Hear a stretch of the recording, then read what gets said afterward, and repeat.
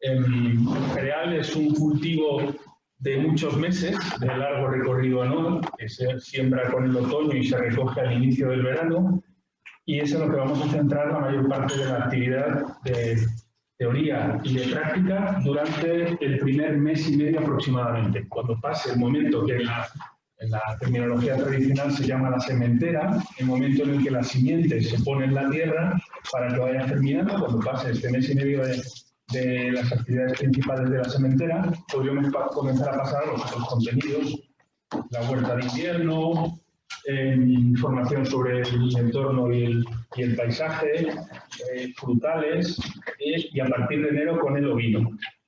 El ovino y el secano tradicional, como ya os introduje ayer, no me dio tiempo a mucho más, van completamente asociados. Sin ganadería no hay agroecología, es parte de la apuesta que vamos a hacer, una apuesta que es relativamente nueva dentro de lo que sean los proyectos Andrés, ¿no? El empezar a meter el ovino recuperándolo en fincas de gestión extensiva de cereal y de legumbres. Entonces, tiene aproximadamente 2 horas Andrés, y cuando acabe él, que es lo que ayer presentamos como el plan B, él nos va a contar la teoría de cómo reducir el número de horas de laboreo con maquinaria. ¿Os acordáis de la cuestión crítica ayer del tema de los insumos a futuro? Es una cosa que a Andrés le preocupa también especialmente, según nos ha dicho. Pues en los cálculos que hemos hecho, el agricultor que se incorpora después, José Luis Velasco, le dedica aproximadamente 7 horas por hectárea y año de tractor. Y el modelo que vamos a enseñar aquí nos supondrá unas 3 horas por hectárea. En lugar de 7, 3, un poco menos de la mitad. Iremos viendo cuáles son los rendimientos que tenemos nosotros y cuáles son los rendimientos que tiene él. Pues hecha esta presentación, vamos allá con el plan que le hemos llamado Plan B, ¿vale? Que es la transición agroecológica, la extensificación y la vuelta a los patrones tradicionales. Gracias. Sí, pues buenos días a todos. Bueno, ya me ha presentado Franco, así que no voy a presentar yo mucho. Vamos a ir haciendo, yo creo que una especie de transición, ¿no? Primero vamos a ir aterrizando qué es la agricultura, vamos a ir viendo cuáles son los principales condicionantes que tenemos en el tipo de agricultura que tenemos la meseta, la Comunidad de Madrid. Vamos a ver cuáles son los manejos típicos y ya vamos a ir poco a poco cayendo en cómo podemos manejar nuestro suelo, el que es el ecológico, el convencional, ya Franco os ha comentado algo de agroecología, y sobre todo hoy en estas 2 primeras horas voy a intentar ir respecto al resto de otras ponencias que estaré con vosotros. Voy a estar todo el rato yendo hacia adelante y hacia atrás para ir colocando las piezas para que al final de todo, digamos que tengáis bastante claro el suelo, por mi parte, que es mi parte principal. Yo me considero edafólogo, llevo casi 10 años trabajando en estudiar el suelo, la edafología es la ciencia que estudia el suelo, y la agricultura de los secanos extensivos, sobre todo principalmente herbáceos en nuestra zona. Y bueno, normalmente me gusta, sois bastantes, si lo podemos hacer rápido mejor, me gusta hacer un barrido rápido de que me contéis cada uno así rápidamente de dónde venís, a dónde vais, cuáles son vuestros conocimientos y demás, porque a mí siempre me viene bien para ir adaptando. Yo suelo hacer presentaciones muy adaptables, así que no es una cosa rígida. Y si alguien a lo mejor me dice, pues yo es que vengo de un pueblo yo vengo de Carabaña, pues a lo mejor hago referencias al pueblo de Carabaña, porque conozco de ahí no sé qué, o cosas así. Por favor. Voluntaria primera, tú. Pues me llamo Raquel y vengo de Córdoba, siempre he caído en un pueblo también de Las Pedraches, sí, y bueno, vengo del mundo de la salud pública y conocimiento sobre suelo poquito. Así que, pues nada. Muy bien, muchas gracias. Yo soy Nieves y no, del suelo no sé nada. Vivo en Valencia y bueno, sí que tengo un huertito, pero no analizo el suelo. Vale. También hablaremos de la agricultura general, no solo el siguiente, por favor. Yo me llamo David, vengo de Suiza, también llevo un poquito como Raquel, y de suelo muy poquito. Bueno. Aprender. Yo soy Inés, mi pueblo está en la Serranía de Cuenca y ¿Cuál? Priego. Y bueno, en ecología había la carrera en la Escuela de Forestales un poquito. Yo soy Adrián, estudio Derecho y Políticas y bueno, después de acabar la carrera, pues abrí un poco una crisis existencial un poco para intentar resolver esa crisis, porque creo en el proyecto de la República. Y tengo pueblos en la zona de Sepúlveda, en Segovia, con familia. Yo soy Juanja, aunque no me parezca ninguna Asturias. Y nada, yo también vengo del mundo de ciencias de la salud, soy médico de familia. Y de terreno y suelo, pues es lo que del instituto, pues que nada más o menos. Gracias. Soy Jorge, soy ingeniero agrícola. Por cierto, trabajé en Carabaño, en Huerta de Carabaño. Entre suelos, en la ecología en la universidad, sí que sé algo, pero me especialicé en cultivos sin suelo, cultivos intensivos sin suelo.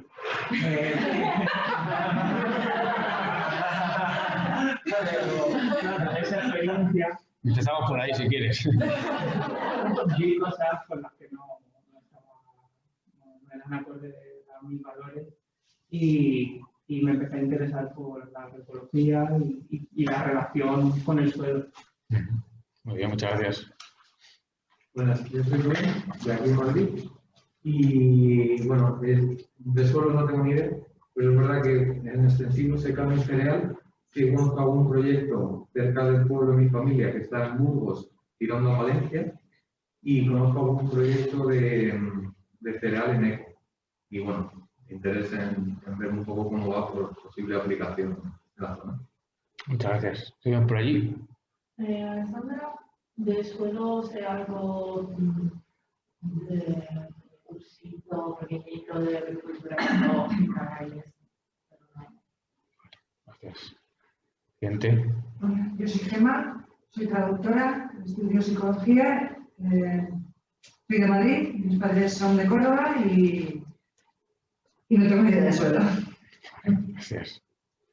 Mi nombre es Katia, yo vengo de Ecuador y de suelo también un poquito. Lo que sí es que nos dedicábamos a conservar el suelo de altura para conservar los ecosistemas de altura.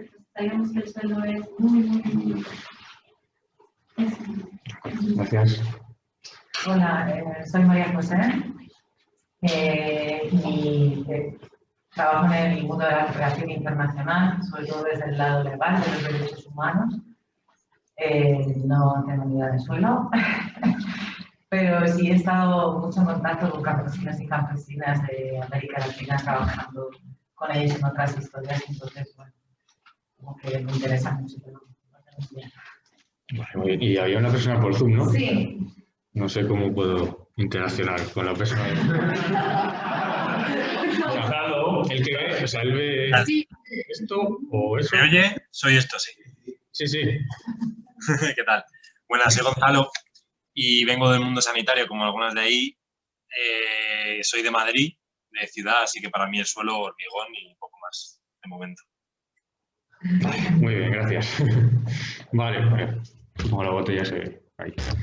Bueno, pues entonces ya nos hemos presentado todo más o menos. Pongo aquí el índice de lo que vamos a ver hoy. O sea, todo lo que yo voy a hablar todos estos días va a ser siempre en torno al suelo. Pero tenemos que aterrizar un poquito. Entonces hablaremos de qué es la agricultura, veremos los diferentes enfoques de qué es la agricultura, vamos a referirlo a los condicionantes que tenemos en nuestra zona. Me tendré que adelantar un poquito al día que solo hable de suelo, para hablar un poquito de la materia orgánica, para que ya vaya sonando, para que veáis la importancia que tiene y por qué es necesario que lo conozcáis para luego hablar de los sistemas de laboreo, del convencional y el ecológico, la relación que pueden tener con la agroecología y iré adelantando también algo de rotaciones. Básicamente, de lo que yo entiendo que quieren ellos que vosotros aprendáis de esta parte de los extensivos es esta parte de aquí. A lo mejor de aquí.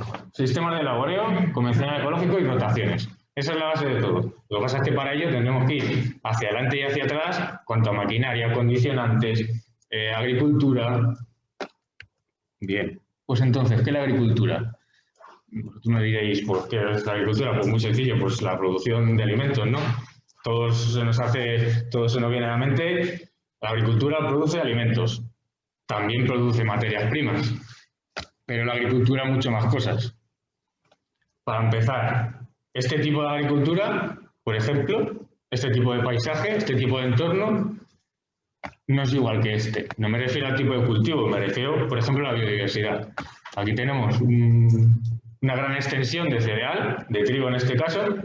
Ojo, en ecológico, esto es trigo en ecológico, para que ya os voy adelantando que hay cosas del ecológico que no tienen por qué ser ecológicas. Porque, por ejemplo, si yo tengo una parcela desde aquí hasta Torrelaguna en ecológico, del mismo cultivo, pues eso, digamos que conceptualmente para nosotros no sería ecológico, ¿vale? Sin embargo, aquí tenemos una alta biodiversidad. Tenemos por aquí unos linderos con encinas, tenemos olivos, tenemos viña. La agricultura también es el manejo del paisaje, el manejo del entorno, biodiversidad. Esto también es la agricultura. Si ampliamos la escala, si hago una foto a un campo de trigo, he hecho una foto a un viñedo con olivar, me voy al satélite, esto también es la agricultura. Esto supongo que sabéis, ha salido mucho en la tele, ¿no? ¿Sabéis lo que es? El Mar Menor. Este es el Mar Menor y que es una zona, digamos, paradigmática que sufre de los impactos de la agricultura. En este caso, simplemente es un tema de inundaciones, es una laguna interior que se nutre de las inundaciones, es su ciclo natural. Lo que pasa es que, digamos que los empeoramos a través de una agricultura intensiva de altos insumos que lo que hace es asfixiar toda la vida que tiene el Mar Menor. También llegaremos a la fertilización, a los insumos y demás. ¿Qué más es la agricultura? Economía. La agricultura es una actividad económica. No solo nos tenemos que quedar, y os tenéis que quedar, particularmente vosotros, con el romanticismo de ya estamos creando alimentos, estamos manejando la biodiversidad, somos maravillosos, somos fenomenales. La agricultura en un mes, por ejemplo, esta noticia de 5 días en 2014, 3.000 millones en agricultura y pesca. Es una actividad económica muy importante, más en España que todavía tiene un componente rural importante. También hay lobby en la agricultura. Esto sale muchas veces en las noticias, no sé si os pasa desapercibido o no, pero también ocurre. Se establecen una serie de objetivos europeos, objetivos verdes, en cuanto a, por ejemplo, canales cortos de comercialización, fertilización, pesticidas, etcétera. Pero también tenemos una parte de esta economía agraria que presiona para relajar objetivos medioambientales porque es un negocio para ellos. Entonces, vamos colocando ya varias cosas. Es tan importante este negocio y esta actividad económica que mueve el 34,5% del presupuesto de la Unión Europea. La nada desdeñable cifra de 58.000 millones de euros para toda Europa.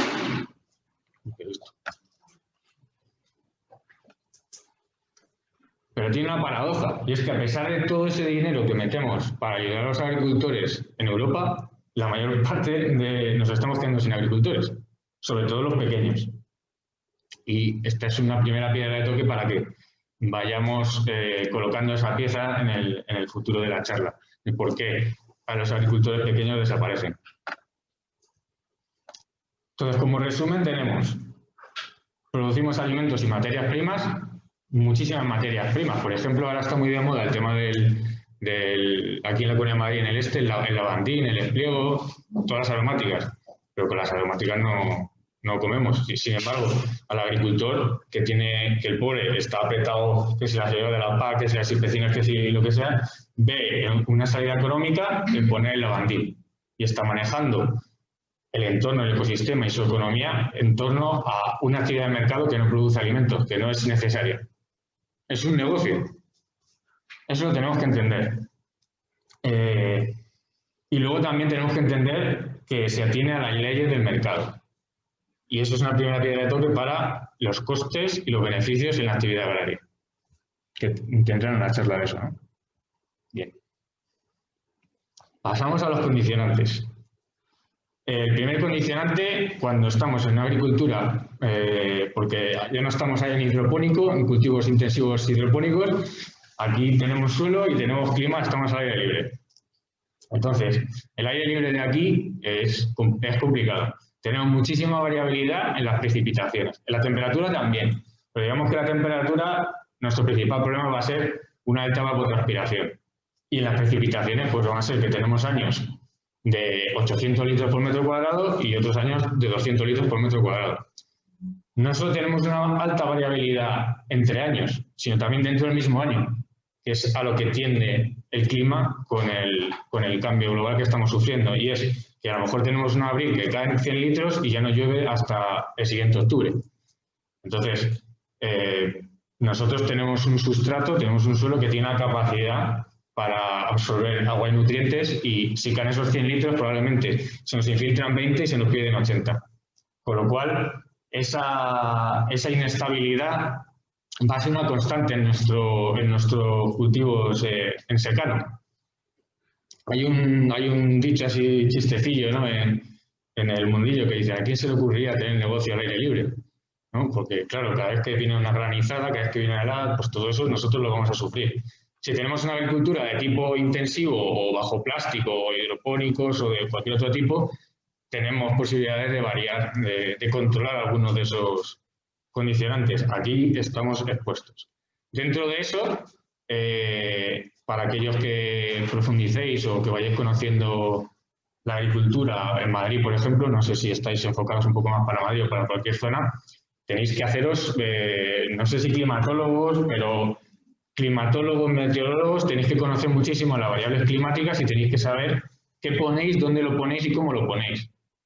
Porque no es lo mismo esta zona de aquí, que en el argot podemos decir que es un secano frescal, porque tiene unas temperaturas un poquito más bajas, que va a hacer que pierda menos agua a través del calor, y llueve un poquito más, que a lo mejor, digamos, en la zona sur, sureste, toda esa zona cerealista que hay al sur de Valdemoro, el norte de Toledo, el sureste de Madrid, Arganda, Chinchón, todo eso, pues ahí vamos a tener, digamos, más déficit hídrico que aquí. Aquí podría irme, eso lo tenéis que aprender en el futuro con lo de las variedades, podría irme a trigos, podría irme a leguminosas de mayor valor añadido, y a lo mejor en una zona, tipo en el sureste o el sur, pues me tengo que ir más a una cebada, a un centeno, a una leguminosa forrajera. Tenemos que controlar estas variables climáticas en relación a las variedades que nosotros ponemos en nuestros cultivos.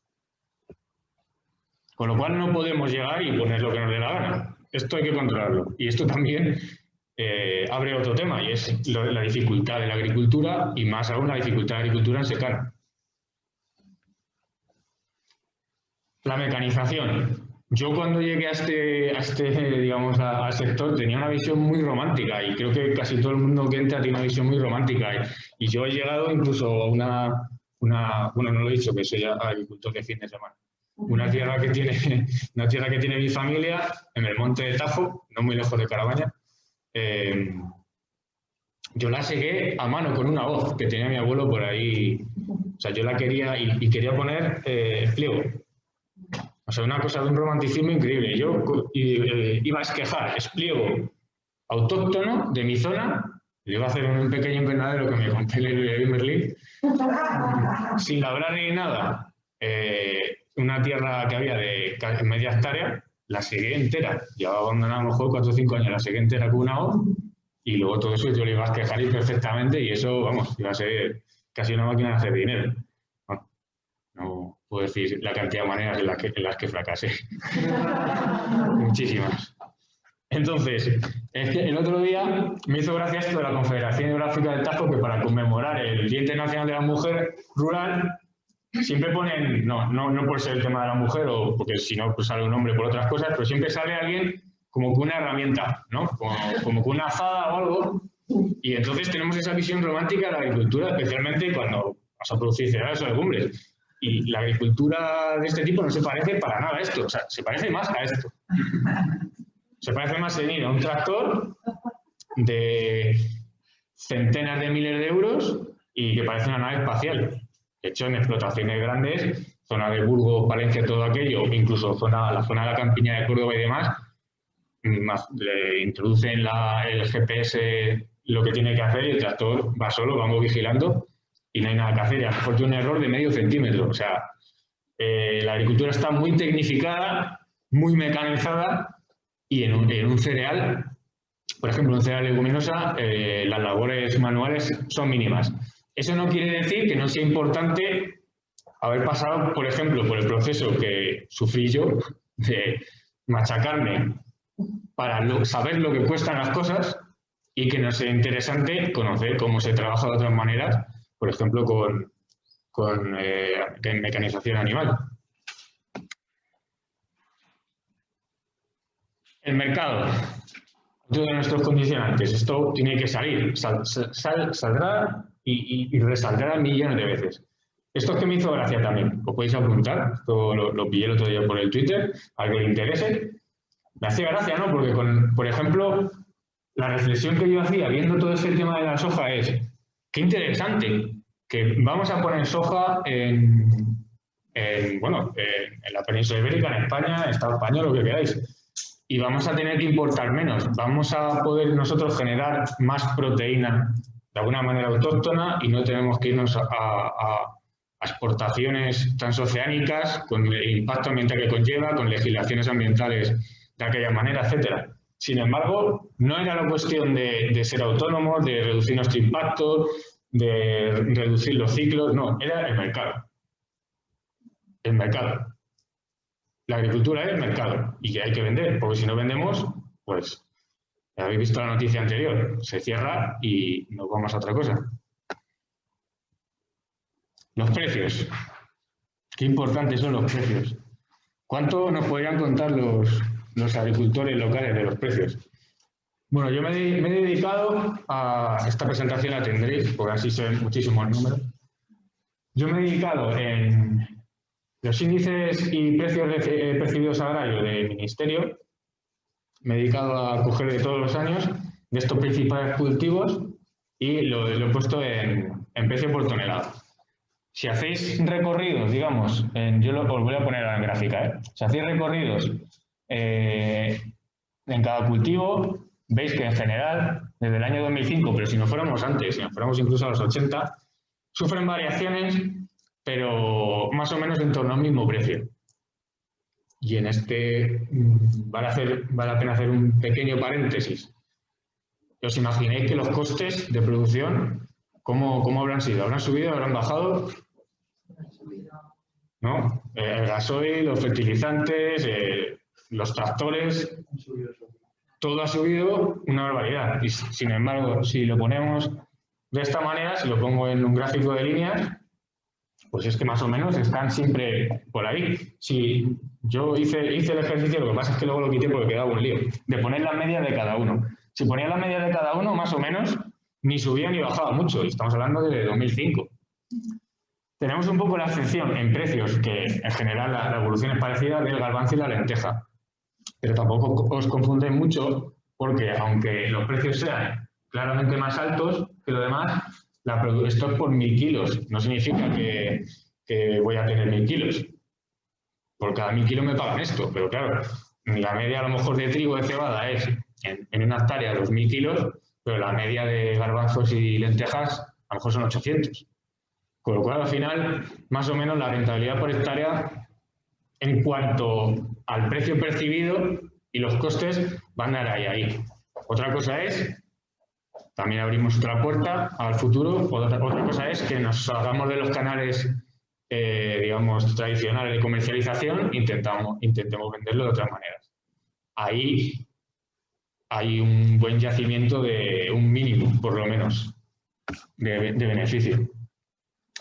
Si amplío y lo pongo solo en, digamos, los cereales más habituales que se pueden cultivar en esta zona, trigo, cebada, avena, centeno, pues hay fuertes fluctuaciones que dependen de una cantidad de cosas increíbles, de los recursos minerales, del petróleo, de la especulación, de las ventas a futuro, de los grandes almacenistas, etcétera. Pero en el fondo, me suba o me baje, más o menos, si yo pongo la media, acabo en la media, más o menos.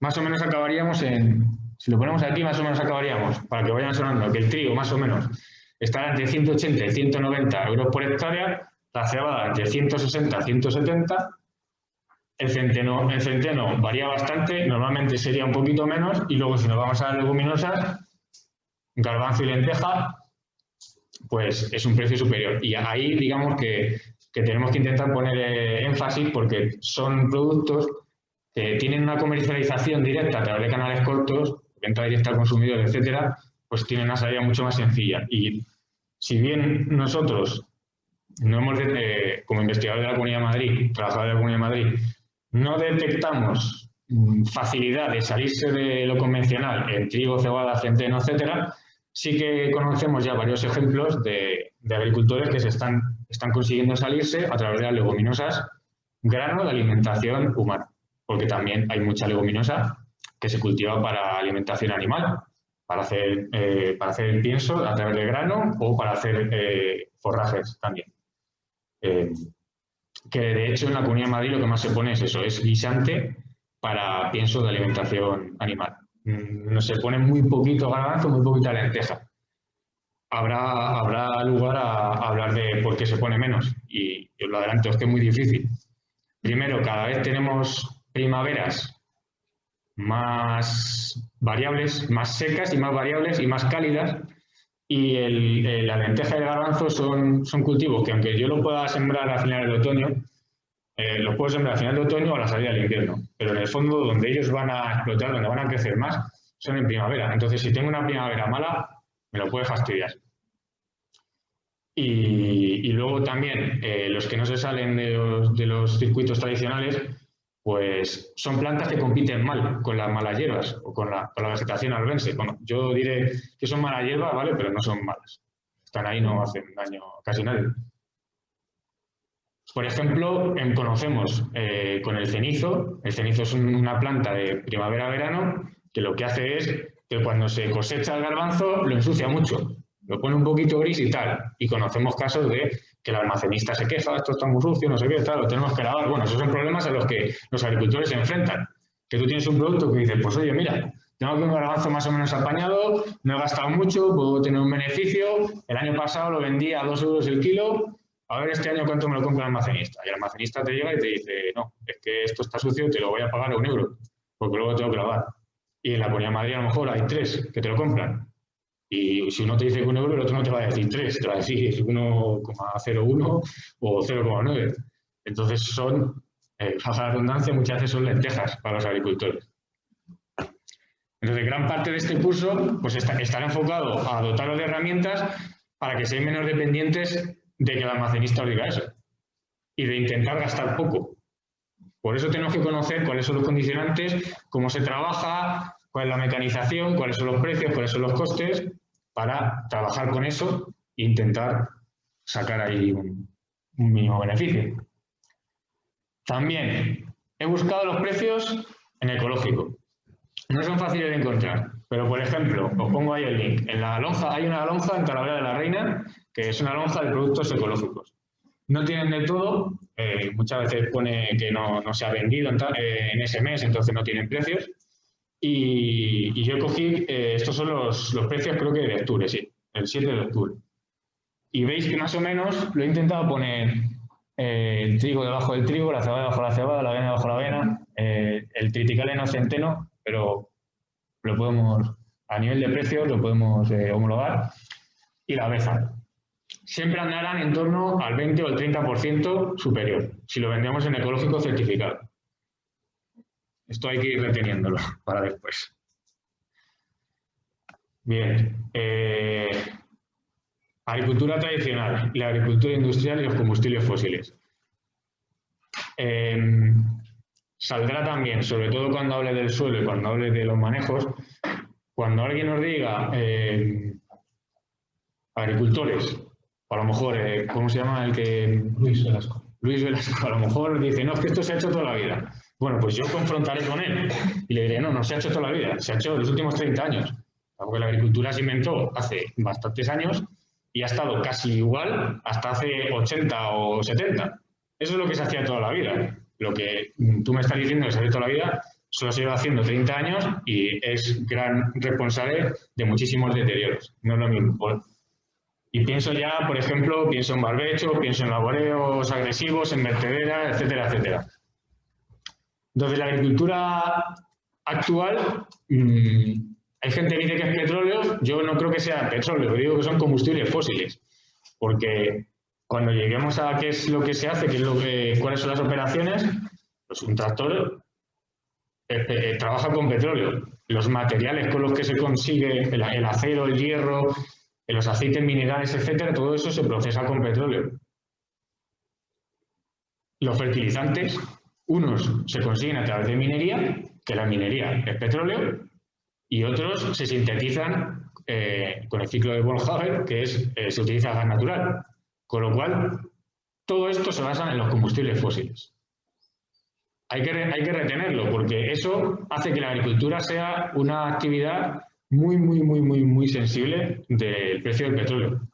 Y no del precio del petróleo únicamente, también de la disponibilidad de petróleo, que está seriamente comprometida en los próximos años.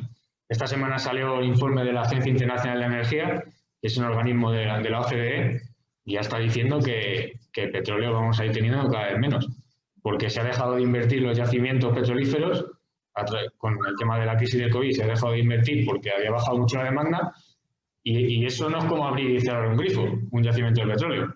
Si tú cierras, a lo mejor luego ya no abres porque se te han caído las paredes del yacimiento, porque se colapsan, porque se junta con agua de un acuífero, no es tan fácil. Entonces, hay que estar preparado, y me gusta mucho que este curso vaya muy en esa línea, hay que estar preparados para depender cada vez menos de esto. Y ahí estará en el juego de si cultivamos en convencional, en ecológico, si llevamos a cabo prácticas agroecológicas sin ningún tipo de certificación, si hacemos siembra directa, lo veremos lo que es, si hacemos mínimo laboreo, etcétera, etcétera. La maquinaria, los fertilizantes, bueno, los herbicidas también. Los herbicidas, que lo comentaremos también en manejo y los sistemas de laboreo, los herbicidas que actualmente se consideran casi imprescindibles, los herbicidas son energía pura. Para sintetizar un herbicida se requieren reactores químicos, petróleo, gas natural o incluso en algunos sitios carbón.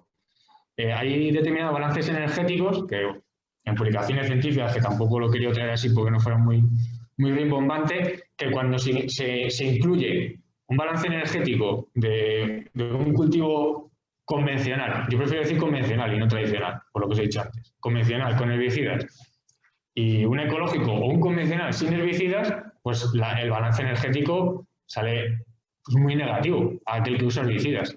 Porque no solo es que yo tengo que ir con el tractor y darme una vuelta y echarlo, es que para sintetizar eso se requiere muchísima energía. Entonces, si yo dependo de fertilizantes, de estar todo el día dando vueltas con el tractor y de echar herbicida, soy súper dependiente. El día que me suban el petróleo €0,5, ese día ya hay que cerrar. Operaciones mecánicas también.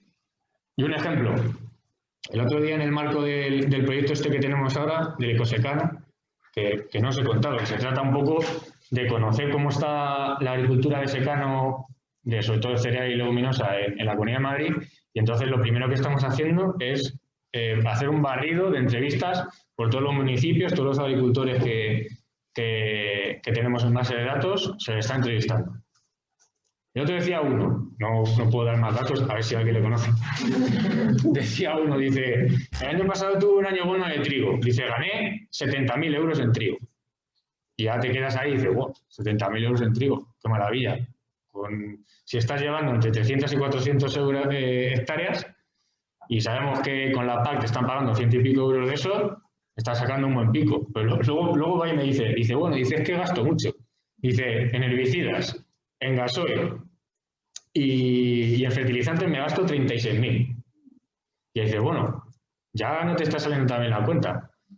Si además tengo que incluir ahí el coste de amortización, de amortización, o que directamente estoy pagando al banco por el tractor que me he comprado nuevo, por los aperos, porque esta es otra historia. El agricultor siempre está pillado. El agricultor siempre, no sé si los comerciales o qué, alguien le está obligando siempre, también hay muchas subvenciones, a comprarse un tractor nuevo. En general suele ser más grande, pero bueno, no tiene por qué ser más grande. Más nuevo, con GPS, un apero nuevo. Los aperos no son baratos, ¿eh? Una sembradora nueva puede valer entre 10.000 y 30.000 euros. Unos cultivadores, unas vertederas, 10.000, 12.000 euros. Entonces, siempre tiene que pagar. Y hablamos del año bueno, ¿eh? El año pasado, que llovió mucho, este se dedicaba sobre todo al trigo, sacó una muy buena cosecha de trigo. A lo mejor este año, en vez de 70.000, ingresa 20.000 perfectamente. Entonces, ¿qué hay? Si yo analizara esos datos en 10 años vista, pues ¿a qué es lo que le va a quedar? Probablemente pues cosas que ya hemos hablado muchas veces. Lo que le queda es la subvención de la PAC. Que tampoco tenemos que culpabilizar, digamos, tampoco tenemos que culpabilizar al agricultor, que lo que gana es lo que le subvencionan, porque el agricultor, volvemos aquí, el agricultor desearía que esto subiera. Igual que han subido los costes de producción. El agricultor realmente, muchos de ellos no se sienten cómodos sabiendo que lo que ganan es lo poco mucho que les subvenciona la PAC. Ellos dirían, nosotros no queremos, dicen, no queremos subvenciones, queremos que se nos pague por nuestro producto. Porque es que es que esto así que está en euros por tonelada parece mucho, pero en el fondo, si lo pasamos a kilos, le están pagando 18 céntimos el kilo de trigo. ¿Qué dices? Y que se lo pagaban también en el año 2005, más o menos. Y con todos los demás cultivos que pongo ahí es parecido. Si ya no vamos al tema de la uva, que ya me salgo un poco del tema, pero el tema de la uva, yo he estado unos cuantos años en viticultura y también en aceituna, bueno, pues ahí los precios ya, o sea, es que esos son ridículos ya. Entonces, es verdad que lo que le va a quedar a este del 70-36 año bueno, en 10 años vista, va a ser unos 100 euros por hectárea de beneficio, más o menos, pero tampoco lo podemos culpabilizar porque a él le encantaría que le pagaran un precio normal por su kilo de trigo, por su kilo de garbanzo, por lo que fuera, y no tener que estar dependiendo de eso. Y esto ya ha sido, o sea, esto no es solo el ejercicio este que he hecho yo a través de las entrevistas y demás. Esto ya hay diversas publicaciones. Si Franco quiere, yo alguna vez os hago recortes y tal. Por ejemplo, esta de Alonso 2008, que más o menos en cultivo convencional, o sea, analizando explotaciones de Castilla-La Mancha, de Castilla y León, de Andalucía, creo que también de Extremadura, de Madrid no, pero bueno, ya era bastante eso. Más o menos los costes de producción es el precio al que vas a vender el producto. O sea, volvemos al coste. Más o menos, el cuadrado rojo, eso es lo que gastan y eso es lo que perciben. Entonces, el poco o mucho beneficio que tienen es la subvención de la PAC. De ahí también es interesante el tema de la certificación en ecológico. Porque cuando estamos en ecológico, se supone que vamos a producir un poco menos, ya veremos cuánto menos, pero el producto nos lo van a pagar más y además la ayuda es superior. Luego el tema de la energía. El tema de la energía a mí es que me preocupa casi más que el cambio climático, ¿no? Pues el cambio climático casi que lo doy por amortizado. O sea, el cambio climático ya está aquí, ya el clima ya ha cambiado, de hecho. O sea, os puedo poner un ejemplo. En la finca Ligueruela de Toledo, del CSIC, nos contaba el que había sido encargado los últimos, no sé, 30 o 35 años, nos contaba que antes no recomendaban poner pistacho a nadie, ni en Toledo ni en la Comunidad de Madrid. Decían, no, pistacho no, porque claro, resulta que hay heladas tardías, en abril, mayo, que pueden perjudicar la flor y vas a cosechar muy pocas veces. Entonces, no se recomendaba. Han pasado de eso a que ahora tienen que buscar variedades específicas porque no hay suficiente frío en invierno. Porque para una correcta floración y fructificación, los cultivos leñosos tienen que tener lo que llaman los agrónomos y agrícolas horas frío, ¿no? Entonces, hemos pasado de que a lo mejor se te lava el cultivo a que es que no hace suficiente frío como para que lleve a cabo su ciclo de manera correcta. O sea, el cambio climático ya está aquí. Ya veremos a dónde nos lleva. Ya veremos cuánto nos calentamos o cuánto varían las precipitaciones, etc. Sin embargo, de la energía me parece que está por explotar. Y aunque ahora, a través de un petróleo excesivamente barato, subvenciones, etc., mantengamos el sistema, un sistema que tiene un balance energético negativo, está condenado al final a caerse. Tarde o temprano se caerá. Y por eso intentaremos tener las herramientas suficientes como para tener en nuestra explotación un balance energético positivo y que ello tenga un futuro más o menos prometedor.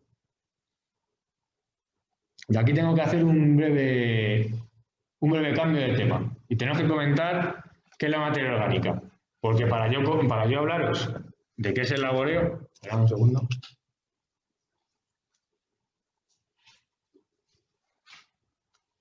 Podéis preguntar o algo, que ninguna duda hasta ahora. Bueno, el tema de los costes, tenía la duda de por qué ha permanecido tan bajo. ¿Están controlados para que no suba tanto el precio del pan y de los productos básicos y tal? ¿O por qué ha seguido siendo tan bajo durante tanto tiempo? Pues eso habría que preguntar a un economista.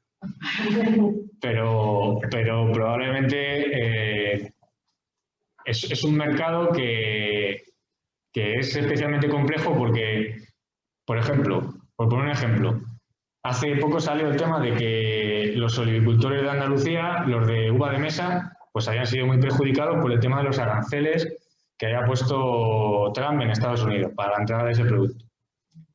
Y entonces, inmediatamente dices, lo primero que piensas es qué malo es Trump, ¿no?, que pone aranceles al producto español. Pero otra reflexión es, también quiere proteger a los que son de allí, que no le entre un producto que aquí está subvencionado.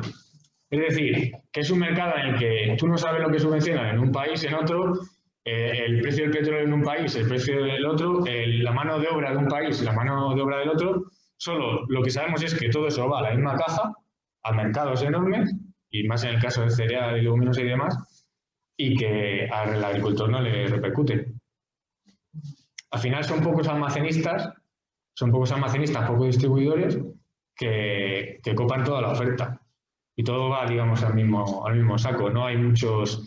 No es un producto que, digamos, que sea como el vino, como el aceite, que yo puedo tener una bodega y yo puedo decir, bueno, pues yo voy a pagar más a los agricultores que me traen a mí la uva, porque yo la valoro, porque voy a hacer botellas que la voy a vender a 15-20 euros.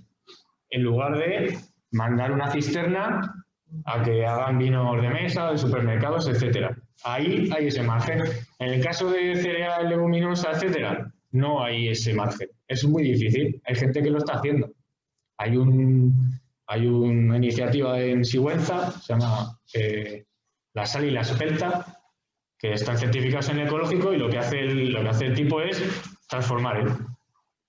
Tiene un trato con un agricultor de la zona que trabaja en ecológico y lo que hace él es, vale, yo no quiero meter todo este trigo, toda esta cebada tal a un mercado de grandes almacenistas. Yo lo que voy a hacer es, voy a hacer yo harina y le voy a intentar colocar a mi harina ecológica en sitios bien de Madrid, panaderías bien de Madrid y tal. Voy a hacer pasta y voy a vender mi propia pasta y hago un esfuerzo de comercialización pues que lo comercializa él. Entonces, esa sería una de las maneras de salirte de este círculo vicioso, pero como es un mercado tan global, como se mete todo en el mismo saco, pues es muy complicado y eso, no sabes dónde se subvenciona, dónde no se subvenciona, cuál es la subvención, porque, por ejemplo, en Estados Unidos, a nivel de subvenciones directas, yo creo que no son tantas, pero el combustible está tirado, por ejemplo, y aquí no. Aquí, sin embargo, es moderadamente caro. En Italia es carísimo, por ejemplo. Y eso, sabes que tampoco sabes luego cuando te dicen, no, es que es italiano no sé qué. Bueno, pero tú vete allí a pagar el gasóleo italiano. Entonces es difícil, es difícil. Lo que hay que intentar es salir de ese círculo. ¿Alguna cosa más de esto? Que es un debate importante e interesante. Nada, bueno. Pues cambiando un poquito de tercio, hay que hablar levemente de la materia orgánica porque va a condicionar nuestros sistemas de laboreo, nuestra fertilización y también si vamos a estar en convencional o en ecológico. Tenemos que saber 3 nociones de la materia orgánica. Entonces, la materia orgánica, sí, materia orgánica en general. ¿Tenéis frío? Materia orgánica. ¿Esto es materia orgánica? Una lombriz. ¿Sí, no? Sí, materia orgánica. Unos microbios, los hay un poco desenfocados, ¿no? Bueno, también, ¿no? Hay materia orgánica. Unas hojas que caen al suelo, materia orgánica.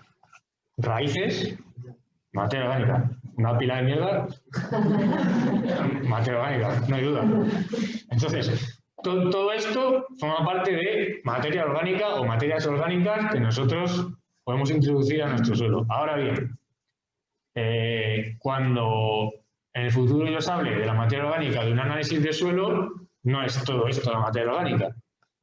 La materia orgánica que te da un análisis de suelo, digamos que es lo que podríamos decir materia orgánica humidificada o humus, que es la que ya se ha unido con las partículas del suelo y ya forma parte del suelo. Esto es materia orgánica fresca, en general. O sea, yo también soy materia orgánica. Me muero, me caigo al suelo, soy materia orgánica fresca y poco a poco mis constituyentes se van uniendo con las partículas minerales. Es así de duro, pero... Entonces, yo tengo una materia orgánica fresca, que digamos que va a ser un resto de cosecha. Tiene varios caminos. Esto ya profundizaremos. Se puede mineralizar. Mineralizar es muy visual. Se mineraliza. O sea, se hace minerales. Los minerales son los nutrientes. También CO2 y agua. O sea, de alguna manera como que se quema. Se combuste, se mineraliza. O puede acomplejarse, puede evolucionar, puede aumentar sus cadenas de carbonos, puede interaccionar mediante las cargas positivas y negativas con las partículas del suelo, especialmente con las arcillas, y va a formar parte de la materia orgánica estable o del humus. Que a su vez, una parte de este humus que está estabilizada en el suelo también se mineralizará. Entonces, ¿cómo trabajamos nosotros con nuestro suelo?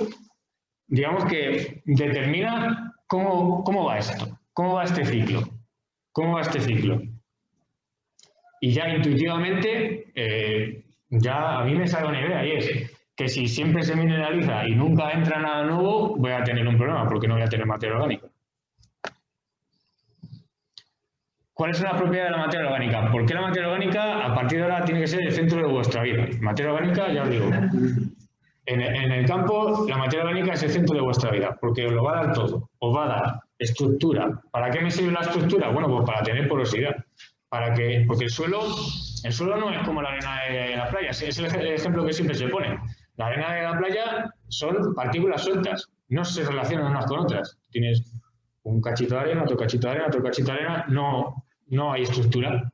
Todo lo contrario sería cuando venimos por la carretera y vemos esos terrones que se ven en los campos labrados, pues esos son cachitos de arena, con cachito de materia orgánica, con cachito de arcilla, con otro cachito de arcilla, con otro cachito de materia orgánica, que se juntan entre ellos. Entonces, ¿cómo se relacionan todas esas partículas? Te hace la estructura del suelo. Eso te hace que circule el aire, que circule el agua, que se retenga agua, que te circulen los minerales. También te va a dar lugar a que la materia orgánica se humifique más, se mineralice más. Te va a condicionar casi todo. Por ejemplo, si yo tengo un suelo con poca materia orgánica, va a ser más fácil que se selle, que se quede esa costra que sale de vez en cuando. Si se hace la costra, el agua corre por encima y no se infiltra. Y encima me arrastra el material. Con lo cual, para eso también necesito materia orgánica. Muy importante también las propiedades químicas que tiene, porque la materia orgánica, digamos que junto con la arcilla, lo que llaman el complejo arcillo-húmico, es lo que me va a dar la capacidad de retener y dar agua. O sea, una partícula de arena suelta o una partícula de arcilla suelta no retiene nada. No me retiene ni agua ni nutrientes. Sin embargo, la materia orgánica, en relación con las partículas minerales, me va a retener y me va a dar agua posteriormente. Entonces, cuando hablan de que el agua de Solán de Cabras o de no sé dónde, dicen, no, es que está depurado por la montaña. Y yo digo, mentira. Digo, el agua no lo depura la montaña, lo depura la materia orgánica del suelo. Porque las rocas interaccionan muy poco con el mundo. Las rocas son inertes. Te dan unos poquitos minerales, pero lo que te hace de depurador es la materia orgánica. Es lo que tiene vida, es lo que tiene microbios, en los que si tú metes un contaminante en determinadas concentraciones, te va a procesar ese contaminante, te lo va a complejar, te lo va a meter dentro de su estructura y lo va a retener ahí de manera estable a lo largo del tiempo. No va a ser la magia de las rocas. De hecho,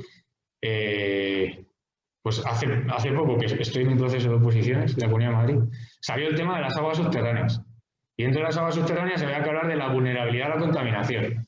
Y entonces siempre los acuíferos que son, digamos, rocosos, los cársticos, como este que hay aquí en Torrelaguna, son muy vulnerables a la contaminación. Porque yo meto un contaminante, se cuela entre las fisuras y me va directamente a formar parte de todo el acuífero subterráneo.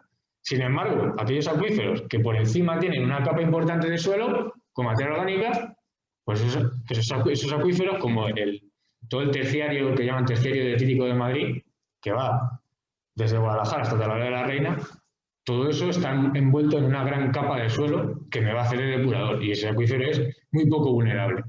Con lo cual, la materia orgánica es lo que me depura, es lo que tiene vida, es lo que me retiene nutrientes y agua y lo que me da nutrientes y agua. Las piedras no.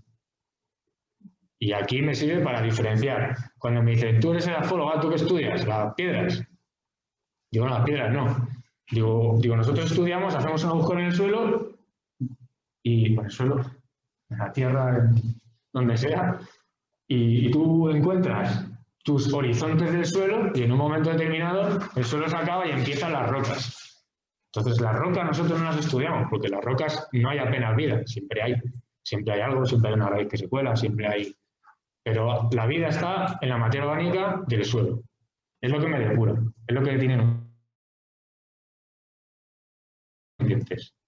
Y lo que os he comentado, es lo que tiene, al ser lo que tiene vida, es donde ocurren las reacciones químicas y los ciclos biogeoquímicos de los nutrientes, del carbono, del fósforo, del nitrógeno.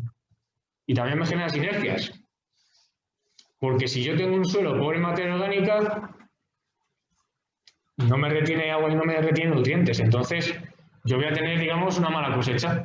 Si tengo una mala cosecha, yo voy a tener pocas raíces, digamos, de un trigo. Yo tengo un trigo en un suelo con poca materia orgánica, el trigo va a crecer poco y va a generar pocos residuos que yo luego pueda incorporar. Con lo cual, voy a ir a peor. Sin embargo, si tengo un suelo con una buena materia orgánica, va a retener más agua, va a retener más nutrientes. El trigo me va a crecer más. Y como me ha crecido más, tiene más raíz. Y la raíz se pudre y hace más materia orgánica. Y entramos en ciclos de retroalimentaciones positivas. Ahora bien, pasemos al manejo. Los sistemas de laboreo. Tenemos que ver cómo encaja este tema de la materia orgánica con los sistemas de laboreo, con sistemas convencionales ecológicos o la agroecología y por qué son importantes las rotaciones. Este esquema es un... no sé si lo veis bien. Está muy torcido. Es un esquema, digamos, básico. No significa que sea universal, ¿vale? ¿Entendéis todo lo que es una grada de disco, una vertedera subsolador? Lo veréis luego con él. Bueno, pues digamos, las operaciones que hacemos para poner un trigo. Seguimos con nuestro trigo de siempre. Preparación del lecho de siembra. Estamos, a ver. Aquí, preparación del lecho de siembra. ¿Qué es? Nosotros, en vez de tener, digamos, cultivar sobre una pradera, normalmente cultivamos sobre un suelo que está labrado, ¿no? Por la carretera de venir habréis visto que los suelos están labrados, están siendo preparados para la siembra, incluso algunos ya están sembrados.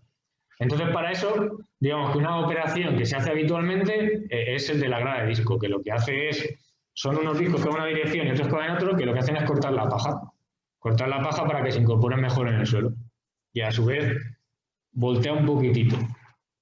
La paja de esa manera, si yo lo hago en verano, se va incorporando al suelo y yo ahora a estas alturas del año ya tengo un suelo más o menos con la paja incorporada y no me va a estorbar. Porque aunque todo está muy mecanizado, hay cosas que todavía no hemos solucionado bien. Y es si hay mucha paja y yo voy con la sembradora, pues al ir con la bota sembrando, si hay mucha paja lo voy arrastrando, se me hace una bola y no se queda bien la semilla. Entonces eso no crees que es ninguna tontería. Luego, se puede pasar después de eso la vertedera o el subsolador. He puesto subsolador, bueno, subsolador. La vertedera es un apero un poco, de alguna manera, criminal, porque profundiza muchísimo y voltea el suelo. Entonces, al voltear el suelo, lo que estoy haciendo es que estoy poniendo toda mi materia orgánica a disponibilidad, con muchísimo oxígeno rápidamente, y el oxígeno a los microorganismos que están trabajando en materia orgánica les viene fenomenal y van a trabajar muy rápido. Y me van a coger este ciclo de aquí y me lo van a llevar rápidamente hacia la mineralización. O sea, rápidamente voy a tener muchos nutrientes, pero voy a perder mucho de esto también. Que a mí me viene bien que esto lleve este camino también lento. Aquí. No he entendido por qué te viene bien que lleve ese camino lento, perdona. Sí, vale, perdón, es que sí, tenía que haber hablado más de esto. Sí, sí, a mí me interesa que haya una parte de materia orgánica estable que es la que me va a dar estructura, que es la que me va a hacer de mejorar el suelo, que me retiene agua y nutrientes, etc. Pero también quiero que una pequeña parte se vaya para acá, porque tiene esto. ¿Entiendes? Necesito un equilibrio dinámico, necesito meter un poco de materia orgánica todos los años para tener de esta, pero también quiero que una pequeña parte se vaya mineralizando, porque es que son nutrientes. Si no, cultivamos en hidropónico, que es tener un sustrato X, o sea, un sustrato inerte, unas rocas, una roca, un cuarzo, lo que sea, y le hago circular a través de agua nutrientes, artificialmente. Este sistema es todo lo contrario. Tengo una capa viva y lo que quiero es que esa capa viva me dé retención de agua y nutrientes, esto, pero también que me libere. Que me libere. Tú imagínate que la materia orgánica es un carbono con un agua, con un nitrógeno, con un fósforo, con un potasio. Entonces, al romperse eso, al mineralizarse, me va a soltar un potasio.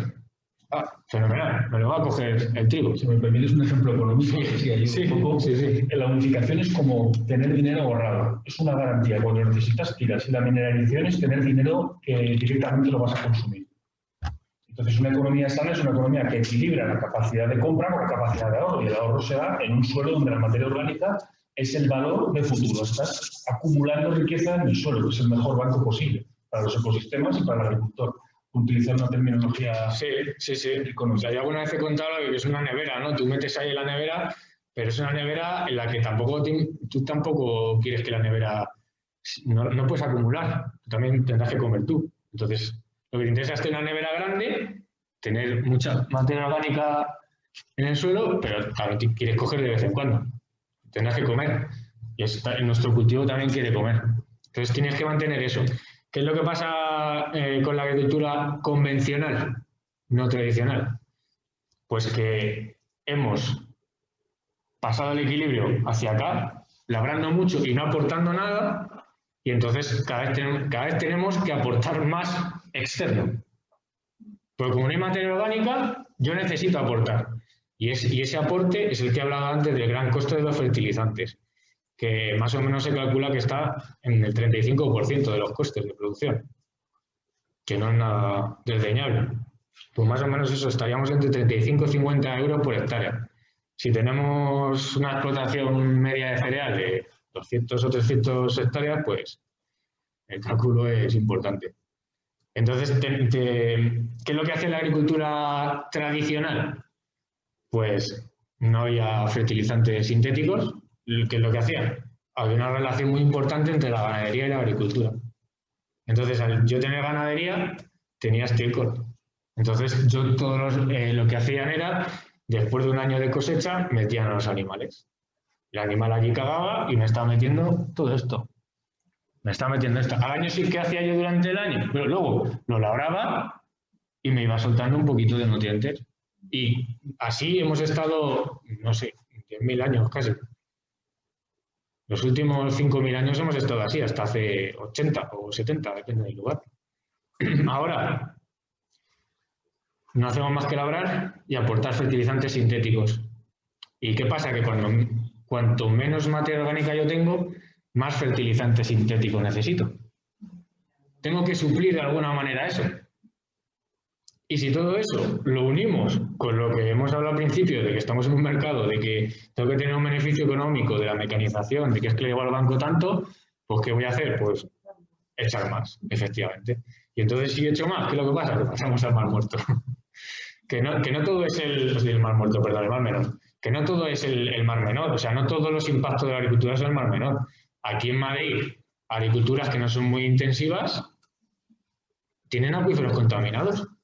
Toda la zona sureste, toda la zona esa de Chinchón, la zona que va desde la parte alta de Alcalá hasta el sur de Chinchón, todo eso es un gran acuífero de unas calizas que hay ahí. Pues todo eso es zona declarada por la normativa europea, zona vulnerable a la contaminación por nitratos. O sea, toda esa zona, hasta los años 90 no estaba ni conectada al canal de Isabel II, bebían de ese acuífero. Hasta los años 90 en mi pueblo no había canal de Isabel II, había que beber al manantial o había una bomba que subiera agua al manantial. Ahora, todos esos manantiales tienen, bueno, puedo decir la cifra, son más de 50 miligramos por litro de nitratos procedentes de fuentes de la agricultura, que se sobrefertiliza. Pero yo puedo echar mucho, pero como no, la nevera es pequeña, no guardo. ¿Qué pasa cuando llueve? Los nutrientes son sales. Los nutrientes son sales, pero los fertilizantes sintéticos se aplican en forma de sales. Entonces, porque la planta toma el nutriente disuelto en el agua. Entonces, si yo tengo una nevera muy grande, al incorporar, puedo incorporar mucho fertilizante, porque me va a caber. Y luego lo va a liberar despacio, tranquilamente. Si yo tengo una nevera muy pequeña, yo aplico 200 o 300 kilos de nitrógeno, me entra en el espacio de la nevera lo que tengo y lo demás, ¿a dónde se va? Pues al acuífero, o al río, o al arroyo, y hay una parte también que se volatiliza, porque también la agricultura intensiva es responsable de parte de los gases de efecto invernadero, de los óxidos nitrosos, que tienen mucho poder de efecto invernadero. Entonces, la agricultura convencional ha entrado en un círculo vicioso de tener neveras muy pequeñas y querer solucionarlo intentando meter la comida a golpes y metiendo muchísimo. Pero lo que nosotros vemos es que los que se salen de ese círculo intentan ampliar la nevera, intentan ampliar la materia orgánica, la batería. Ya está puesto. No hay fertilizantes que sean, yo qué sé, pues como el estiércol, pero fácil de echar. Sí. Sí, hay pellets, pero son muy caros. Son muy caros y tienen menor poder, digamos, la concentración de nutrientes es menor. Porque eso, digamos que tú fertilizar a base de materia orgánica lo tienes que hacer a largo plazo. O sea, mañana no lo solucionas. Tú has estado los últimos 25 años inflándolo a nitratos y demás y no lo solucionas mañana. El suelo es muy complejo, tiene microorganismos, tiene una profundidad, tenemos un clima que condiciona cuánto de rápido pueden ser los procesos. Entonces, ¿cuánto suele tardar una recuperación, por así decirlo, de un suelo que ha estado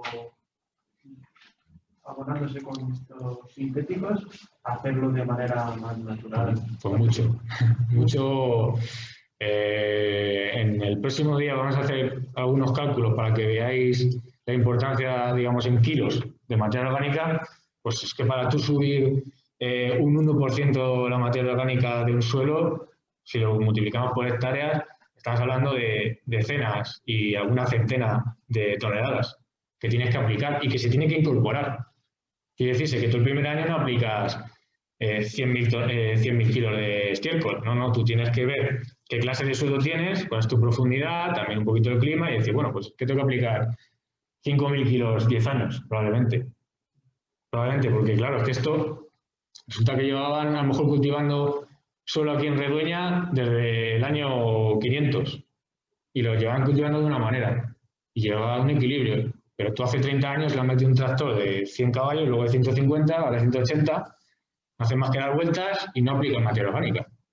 Solo has sacado, solo sacas, no metes. Bueno, siempre metes, porque las raíces que se pudren, la paja y todo eso es una entrada, no, digamos que es cero. Lo que pasa es que es muy poco y no tiene nada que ver con lo que era antes. Que era, pues eso, poner a los animales un año entero pastando por ahí. O sea, que el sentido de la transformación que ha tenido la agricultura ha sido tiempo realmente, ¿no? O sea, que a ti te demora mucho tiempo tener la materia orgánica estable y si tú cambias esa estructura con los fertilizantes y demás, eso se acorta, ¿no? Porque hago esta pregunta porque tú estás hablando. Bueno, pues antes se metía ganado, nada, no sé qué, y yo dije, joder, según lo explicas tú, ¿y por qué han cambiado? Lo explicas y está fantástico lo de antes, ¿sabes? ¿Cómo es que han cambiado en 30 años y encima el cambio ha sido para peor? Mercado, amigos. ¿Por qué han cambiado, sabes? O sea, si antes cagaban los animales, tal, no sé qué, joder, y creaban materia orgánica, ¿cuál es el sentido del cambio? Ahí ya entramos en aspectos agroecológicos, que entra el aspecto social y el aspecto económico, y es que se han abandonado las ganaderías aquí. O sea, aquí actualmente conocemos a muchos agricultores que todavía teniendo una mentalidad de agricultura convencional, ellos estarían encantados de aplicar estiércol para poder reducir sus aportes de fertilizantes, porque saben que están perdiendo dinero. Pero es que no hay. Es que es muy difícil, es que no encuentras. Y si llegamos a lo ecológico, que luego llegaremos, que tienes que aplicar procedente de una ganadería ecológica, menos todavía. O sea, es que no hay mierda animal en Madrid. En Madrid es muy difícil conseguir. En las zonas cerealistas están totalmente desvinculadas de la ganadería. Entonces, no es fácil conseguir. No es fácil conseguir lo que dices. Hay, lo que decíais, hay materiales, hay empresas grandes, sobre todo extranjeras, que se dedican a hacer compost de manera industrial, con certificación ecológica, te lo desecan, te lo hacen pellets y luego te lo traen en sacos, pero es un coste enorme. Es un coste enorme. Tú solo puedes, o sea, solo puedes hacer alguna vez, eventual. Que luego encima yo he probado eso en las parcelas experimentales que tenemos y resulta que no está bien hecho, que viene lleno de semillas. Hicimos en unos ensayos, un ensayo no es hacer aquí esto y aquí lo otro, es hacer esto repetido muchísimas veces, aplicar un producto comercial de estos que en pellets y aplicar estiércol de otra finca que tenemos ovejas y veías las hierbas que salían en el trigo y en la cebada y vamos, el que venía certificado y tal de Holanda, pues nos lo llenó de semillas todo. Que además sabemos que pero sabemos que no estaban ahí esas plantas, porque la gente que estaba en ese equipo que se dedica al manejo de las malas hierbas, pues saben que esas hierbas no estaban ahí. O sea que es difícil, se ha desvinculado tanto una cosa de la otra y entran otros factores, todos estos factores que os digo, de la economía, del mercado, es que no llego y tengo que sacar 1 kilo más. Es que esto le hace al agricultor siempre ir a remolque y ser una víctima. Y luego, pues que al agricultor en los años 70-80 llegaban los agrónomos de la Politécnica de Madrid y decían, tenéis que comprar un tractor, tenéis que comprar un tractor, tenéis que comprar una vertedera. Luego tenéis que aplicar nitrato, bueno, antes, nitrato de Chile, fosfato de no sé dónde. Ahora le decimos, no necesitáis un tractor tan grande, no necesitáis tantas vertederas y tantos aperos. Entonces, sí, les estamos machacando. Y luego resulta que les pagan lo mismo que los 80. Entonces, yo siempre tengo esa doble visión, ¿no? De también lo veo un poco desde dentro, de familia de agricultores y bueno, yo que no vivo de ello, pero me entretengo. Pero luego también ves otra barbaridad, ¿no? Que sí que hace. Entonces, es un equilibrio muy, muy difícil, muy difícil. Y yo a la gente nunca le digo, tienes que dejar de hacer esto, tal. Le digo, oye, ¿por qué no pruebas? Tienes 200 hectáreas, ¿por qué no pruebas aquí en 2 hectáreas, en un rinconcito? Prueba otra cosa, a ver qué tal te va. Porque luego también tiene unos miedos como endémicos de, bueno, es que yo no puedo dejar de hacer esto porque se me llena de hierba. En cada sitio tiene una. El bromo, no sé qué, el otro, el vallico, no sé cuántos, el otro es el vallico. Aquí es el protagonista es el vallico, ¿no? Entonces, necesitabas unos recursos que muchas veces no tiene. Por ejemplo, la Comunidad de Madrid no tiene recursos para coger y decir, yo voy a estar con este grupo de 15 a 20 agricultores 1 año o 3 años o 5 años, los que sean, y vamos a ver cómo salimos de este círculo vicioso. Y yo te voy a hacer las cuentas y te voy a hacer que ganes de aquí una peseta más, de aquí otra peseta más, y vas a ver cómo esto lo podemos hacer mejor. Eso también no deja de tener relación con política y con la economía, porque, por ejemplo, este servicio sí está en otras comunidades. Por ejemplo, en Navarra. En Navarra hay un servicio de asesoramiento al agricultor que es increíble. Todos los que hacemos cursos de este tema los hacemos allí. Pues que, vamos, es que es la leche. O sea, allí el agricultor paga, a lo mejor paga, creo que son, no sé si 6 euros al mes o algo así, y luego un extra, pues si tiene que hacer una operación importante, pero los asesores, o sea, no solo le dicen, no echa 200 kilos de nitrógeno, labra, no. O sea, es que para proyectos de agroecología y demás, o gente que tiene pastos y animales, o gente que tiene cultivos de grano y animales, les dicen, oye, si tú de estas fincas, si pones el forraje aquí y no lo tienes más cerca para luego llevar a los animales y luego no sé qué, o sea, quiero decirte que son gente que viven para eso, que están con ellos y que les ayuden a hacer este tipo de transformaciones y salirse de estos círculos viciosos.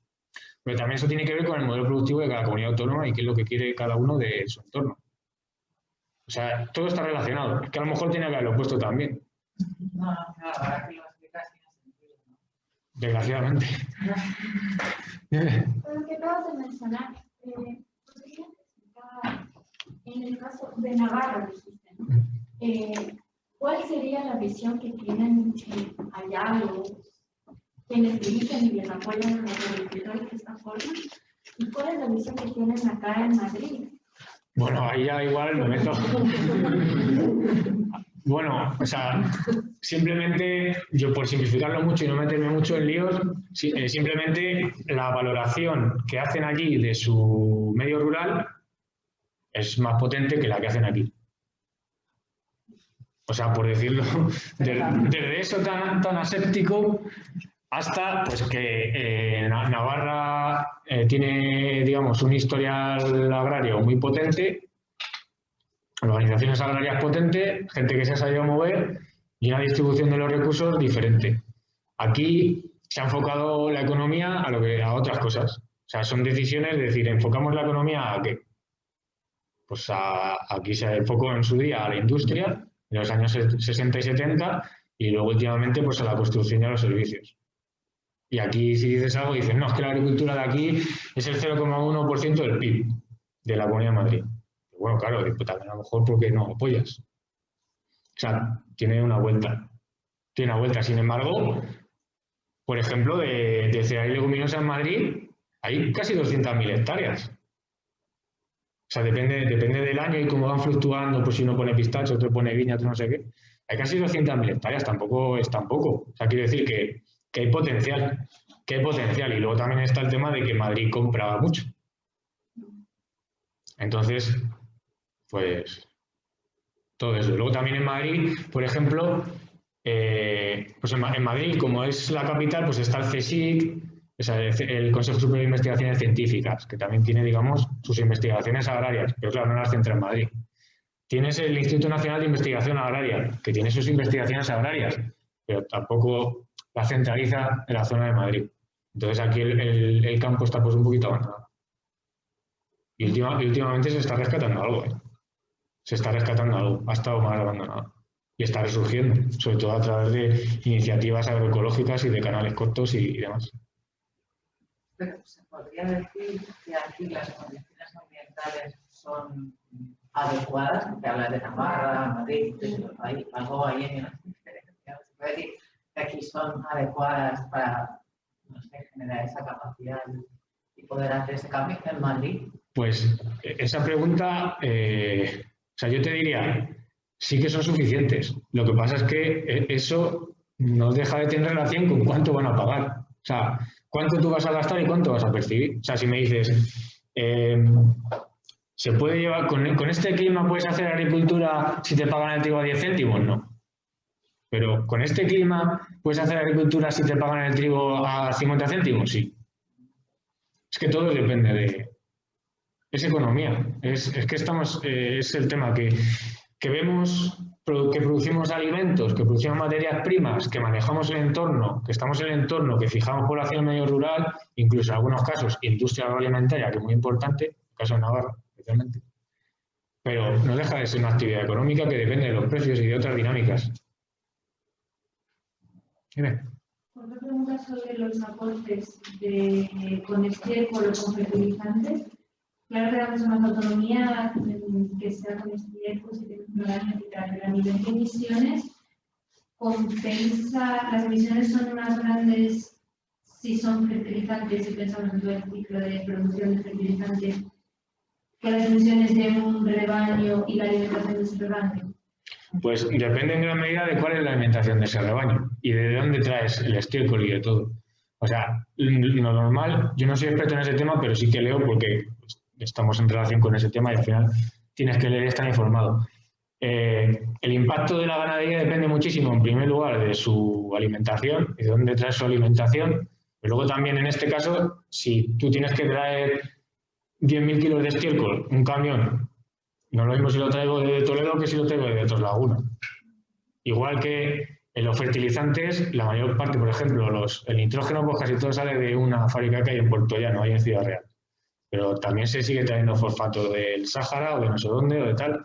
Entonces, o sea, digamos, en condiciones normales, muchísimo menor el utilizar estiércol de una cercanía mediana, en condiciones normales. Luego, sí, claro, si traigo fertilizante orgánico certificado de Holanda y me traigo una importación de 4 trailers, pues entonces ya es otra cosa. Pero forma parte de lo mismo al final. Es el mercado. Si no tengo aquí, voy a otro lado. ¿Me sale rentable? Sí, no. Todas las decisiones estas que pensamos de una manera, digamos, medioambiental, tienen su deriva económica. Porque al final del año me tiene que salir que gano algo. Si no, cierro y me voy. ¿No se podrían usar lodos de depuradoras? Se usan. Se usan. Sí, se usan. Hay una planta en Loeche que hace tratamiento que se llama secado térmico y toda esa zona de Loeche, Campo Real, hasta Chinchón, incluso se ha llegado a utilizar lodos de depuradora de industria papelera, unos lodos azules fenomenales, que se puede preguntar a los agricultores que han usado que conformes están, que no vuelva a crecer ahí ni la hierba.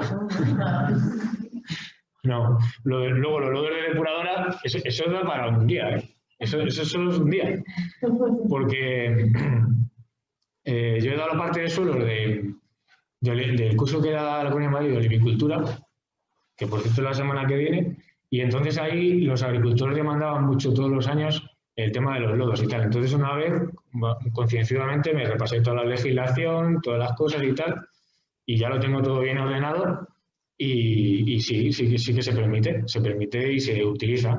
Y se utiliza a veces bien, a veces mal, a veces fatal. Porque en general todo se basa en que no hay controles apenas. En que todo se basa en unos libros de explotación. O sea, ahí van, voy a decir los tíos y tías, ¿eh? Ahí van unos tíos con un camión, le echan un remolque esparcidor y va el remolque esparciendo por ahí. Y tú en un libro de explotación dices, no, yo he echado aquí 10.000 kilos, a lo mejor he echado 50.000. Pero nadie va allí a comprobarlo. Entonces, el tema de los lodos creo que es el tercero en la Comunidad de Madrid. O sea, que son 6 millones y pico de habitantes, 6 millones y pico de habitantes con sus actividades industriales, con sus actividades vitales, produciendo mierda en cantidades brutales. Entonces, es un problema de gestión de residuos, porque tienen muchas depuradoras que depuran no muy bien porque no son suficientes y tienes un residuo tremendo. ¿Qué haces con ese residuo? Al campo. Todo al campo. Y claro, que tiene mogollón de materia orgánica y está hasta arriba de nutrientes, pero también tiene metales pesados y también tiene contaminantes orgánicos. Y eso está muy bien especificado en la legislación, pero en mi opinión no está suficientemente controlado en campo. O sea, tú te lees la legislación y dices, oye, esto no está mal. Y dices, aquí tú tienes que tener la partida del lodo y un análisis del lodo. Y tienes que tener los metales, los nutrientes, etcétera, etcétera. Y tienes que tener análisis del suelo, porque suelos diferentes, con lo que os he dicho en parte de la materia orgánica, pero también otras cosas que os lo cuento el próximo día, el pH.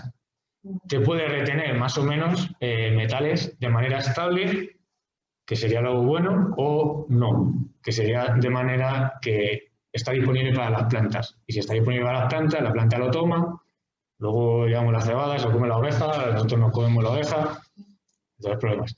Entonces, todo eso está súper bien en la legislación europea, estatal y de la Comunidad de Madrid. Hay normativa a todos los niveles. Cuánto tú puedes echar, cuáles son las concentraciones, todo. porque es un problema de primer orden y hay gente que lo utiliza bien. Pero también he visto casos que no sé lo que echan, que el trigo o la cebada, no me acuerdo qué era, se ponía así de alto, crecía mucho porque tenía muchísimos nutrientes, en una primavera, invierno, primavera húmedo, y luego llegaba una tormenta y se tumbó todo.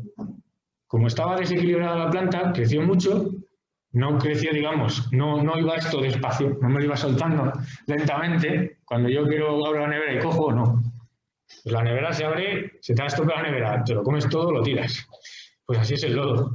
Entonces, en esos casos que se aplica mal, pues ni siquiera te sirve. Y además, ¿a dónde iba ese exceso de nutrientes? Pues en ese caso, al río Jarama, que estaba al lado. Entonces, digamos que la planta se ha dado un empacho, sí, ha crecido rápido, se ha puesto muy gordita, pero no está bien nutrida. Sí, en ese caso sí. Le falta débil, más ataque de plagas. En ese caso sí, también te puede causar un desequilibrio, porque hay ciertos nutrientes que la planta no los toma. Es decir, la planta va a tomar 100 nitrógenos, pues toma 100 nitrógenos, no. La planta tomará 100 nitrógenos a la vez que toma 1000 carbonos, por ejemplo, ¿no? O sea, hay determinados nutrientes y tal que la planta lo toma en un equilibrio. Entonces, si tú desequilibras eso, pues vas a producir un desequilibrio en la planta. O puede haber un metal pesado, por ejemplo, porque esto no está suficientemente estudiado en todas las plantas, que a una determinada planta le cause una toxicidad. Es el caso del olivo. En el olivo se han estado aplicando muchísimos lodos en la zona sureste y sur de Madrid y ni siquiera se sabe todavía qué es lo que le hace mal. No se sabe. Se sabe que hay algo que es tóxico, pero no se ha llegado a saber si es, yo qué sé, si por deciros el cromo, el plomo, no se sabe exactamente. Y todo eso, en mi opinión, esto es opinión, ni está suficientemente controlado, ni están suficientemente estudiados cuáles son el tipo de lodo que tú puedes echar en el tipo de planta. Pero dices, o sea, es que hay que hacer algo con los lodos. A mí, conceptualmente, me parece mal, ¿no?, que se eche al campo, porque al final estás echando un residuo que no es la mierda de unas ovejas, que eso también es otra cosa, no es lo mismo el estiércol de unas ovejas medianamente estabuladas o que no están ni siquiera estabuladas que un estiércol de una cabaña de vacas que no se mueven de la celdilla en su vida y que se les echa antibióticos y de toda discreción. Igual que hay diferentes estiércoles, también hay diferentes lodos y en común tienen que son residuos y que tenemos que hacer algo con ellos. Pero, en mi opinión, no se controla suficientemente aquí. También está dando lugar a contaminaciones acuíferos, eso. Hay gente que le gustaba, vamos, junto con el exceso de nitratos, en los pocos arroyos que van quedando de los manantiales del sureste, según sale el eje, tú ves un crecimiento de plantas salvaje. Claro, eso está fertilizado. Eso es fertilización. O sea, en el agua ya viene el fertilizante suficiente. Entonces crecen muchísimo las plantas, que eso puede dar lugar a lo que pasa en el Mar Menor, con la eutrofización.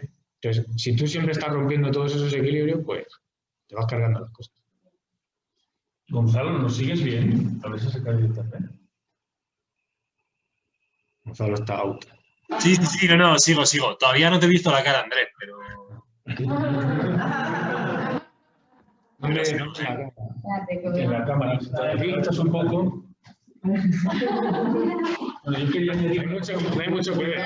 Y es que en esta parte estamos viendo que es la virtuosa, que es de conseguir que se humifique adecuadamente, no echarle un lodo que enseguida se incorpora y que contamina. Hay un concepto clave que vamos a dedicar tiempo, que es el compostaje. Compostar es cocinar los residuos para que a la tierra llegue lo que necesita para que se quede estable y generar estructura en el suelo. El compost se hace mezclando residuos de origen urbano, ganadero, lodos de depurador, se puede hacer de 1000 maneras distintas. Es cocinar los residuos para alimentar a la tierra que nos alimenta. Es el punto en el que el ser humano puede mejorar las funciones de tratamiento de los residuos. Enchufarte para que te vea que va a ser mal. Sí, o sea, sin duda. De hecho, tanto es así que también, por casualidad de la vida, aumentó el tema de los lodos depuradores en las oposiciones.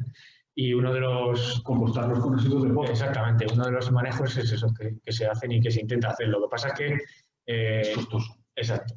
volvemos a entrar en el mercado. Es que es costoso, es que cuesta, y también en términos energéticos, pues todo esto, de alguna manera, toda esta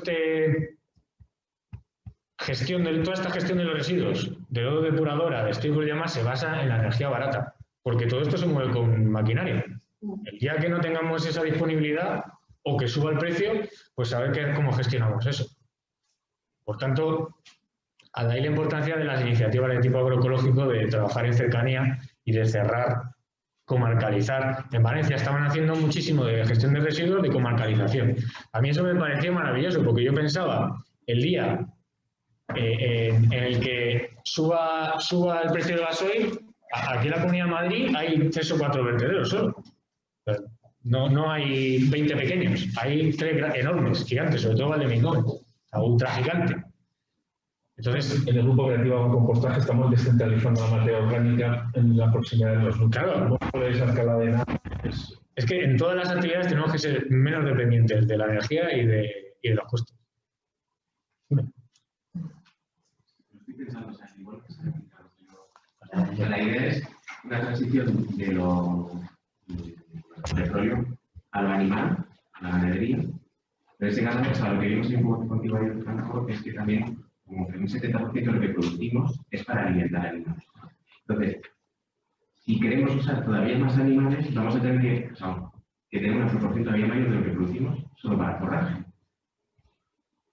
No sé si... Sí, te sigo. Entonces, la proporción para alimentación humana cada vez es menor y en realidad no queremos producir para tener más animales, sino para poder alimentar a la población. No sé, no tengo... La clave es muy sencilla, es aumentar que los animales pasten, porque nosotros tenemos ovejas y vacas porque aprovechan la celulosa que nuestro sistema digestivo lo alimenta. Entonces, si en lugar de darles a ellos los almidones del maíz que os comentaba ayer, lo que hacen es comen sobre las rastroferas, aprovechan la celulosa y no compiten. Yo me llevo a los granos, ellos comen la paja.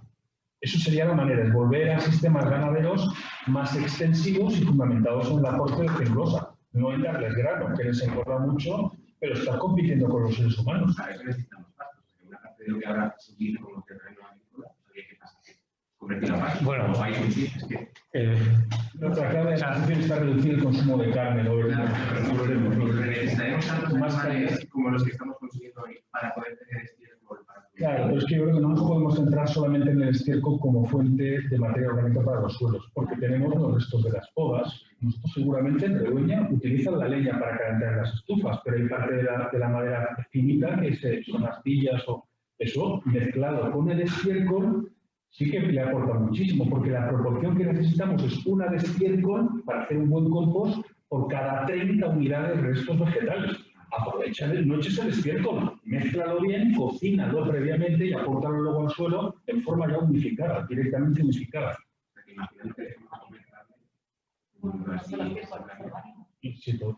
Necesitaríamos menos animales de los que estamos produciendo hoy en día para consumo. Yo te diría una cosa, no es solo cuestión de más o menos animales, sino dónde están esos animales y cómo están esos animales.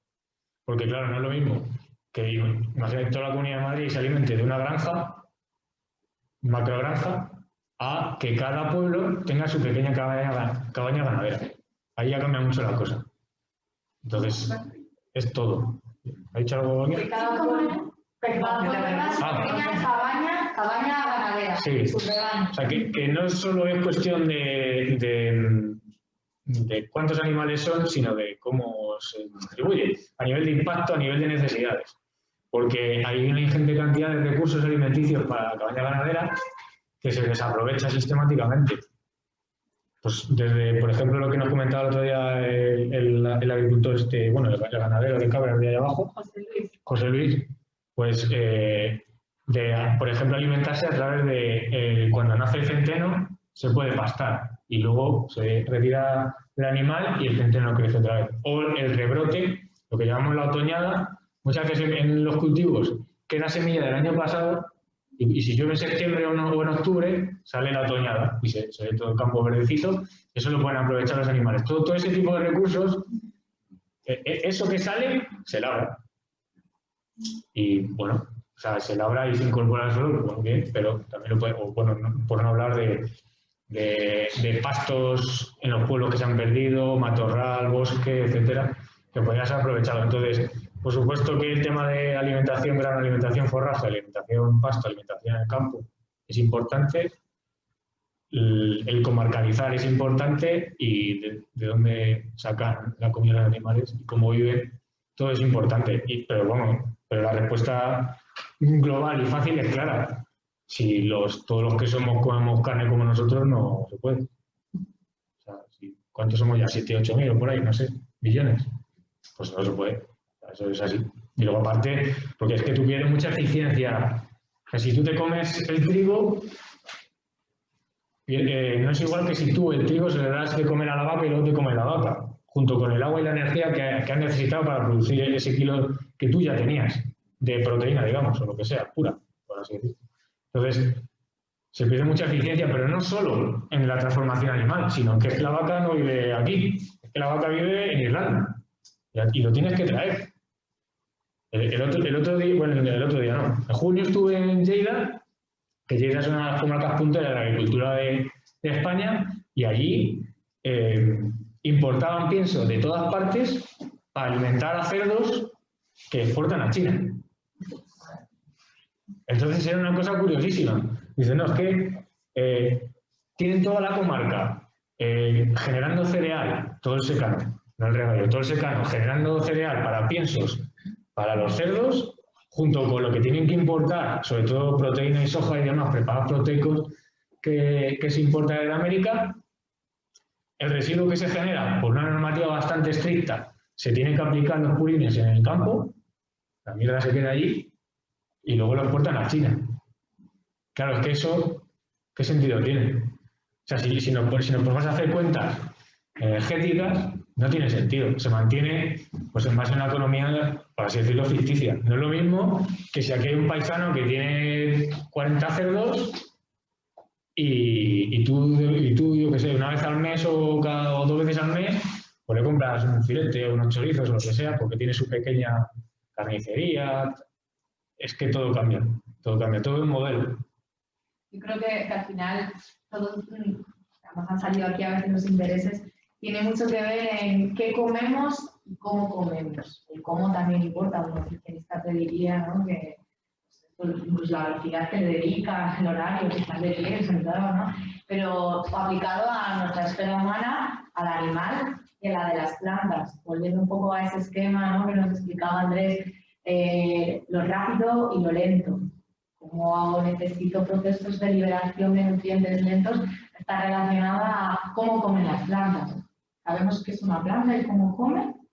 Pues pregunto, no sé. Porque hay mucha gente que no venís de las áreas de ciencias naturales, ¿no? Entonces, bueno, podemos explicarlo otro día así también con más lentitud, pero así rápidamente decir que en ese sistema, en ese esquema, nuestras plantas están como drogadas si les estuviésemos inyectando con una sonda un suero para que sobrevivan. Esos son los fertilizantes, así están las plantas hoy en día. Y bueno, lo que estábamos comentando de cómo están alimentadas las ganaderías y cómo estamos alimentados nosotros. Solo para volver a discriminar. Sí, por dar una visión de las labores, volvemos a las labores. Lo que queráis, más o menos está todo preparado para que junto con las otras ponencias se pueda movilizar, o sea, que no pase nada si debatimos unas cosas, si volvemos atrás, está planificado. Bueno, entonces, volvemos aquí. Volvemos a preparar nuestro suelo para hacer una siembra. Yo puedo, por ejemplo, durante el verano van a salir hierbas. Yo puedo quitar esas hierbas labrando, que sería todo este tipo de labores, gradadisco, vertedera, incluso cultivador, o puedo echar herbicida, ¿no? Puedo echar mi herbicida y no toco el suelo. Yo aplico un herbicida de todos los gustos, de todos los colores y sabores y olores. Quiero decir, de los que son sistémicos, de los que son, etcétera. Y también este digamos que es el programa de máximo, yo podría hacer una enmienda orgánica. Me llevo un camión de estiércol porque resulta que tengo un vecino que tiene unas vacas y puedo aplicar. Tengo el suelo preparado para sembrar, siembro. Se puede hacer. Hay gente que lo hace sin abonar, simplemente siembro y pongo mi semilla. Y lo que se ha puesto de moda últimamente es con abonado de sementera, que es que incluso ya viene la sembradora con 2 habitáculos. El próximo día creo que os puedo hacer una foto. La que tenemos ahí es así. La sembradora tiene 2 habitáculos. En uno va la semilla y en otro tú echas el abono, ¿no? Que son bolitas. Y entonces todo eso va a salir junto. Entonces yo, en lo que es la bota que va abriendo el suelo y que va dejando la semilla, me sale semilla y me sale fertilizante y ya lo tengo ahí.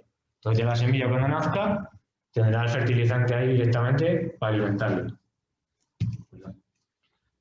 Yo ya he sembrado, he abonado, ¿no? Y durante el ciclo de crecimiento puedo hacer labores varias.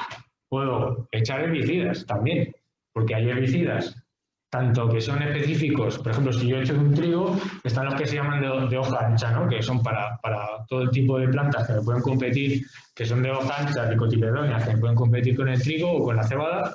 Pues yo, si aplico ese herbicida, al trigo no le va a hacer nada, o le va a hacer poco, y a las otras se las carga. Puedo incluso llegar al extremo y llegar, digamos, a que en cuestión de maíz y de soja, en Estados Unidos tienen plantas transgénicas que tú puedes echar glifosato, que el glifosato se lo carga todo, y a esa planta, como tú la has alterado genéticamente, tiene un gen que hace que el glifosato no le haga daño. El glifosato comúnmente se llama Roundup, que aquí lo dicen, además hace muchas veces, el Rundun. El Rundun. El otro día, ¿no? El Rundun. El Rundun. No me quedé. Entonces lo llaman soja o maíz Roundup Ready, que es como que está preparado para que tú lo inflas aquí y no pasa nada. Entonces, ¿qué es lo que pasa? Que yo pongo esa semilla de soja y luego cada X tiempo paso con el tractor, extiendo el herbicida, me cargo todas las hierbas, probablemente me lleve varios tipos de microorganismos y lombrices y de todo, pero bueno, y la planta pues crece fortísima, porque no va a tener competencia ninguna. Puedo hacer eso o puedo no echarlo, ¿eh? Todo esto es el programa de máximos. También puedo echar plaguicidas, o sea, puedo echar noje. Tengo un problema de hongos, que en ese sentido, mira, lo que comentabas precisamente, en Madrid no tenemos apenas problemas de enfermedades.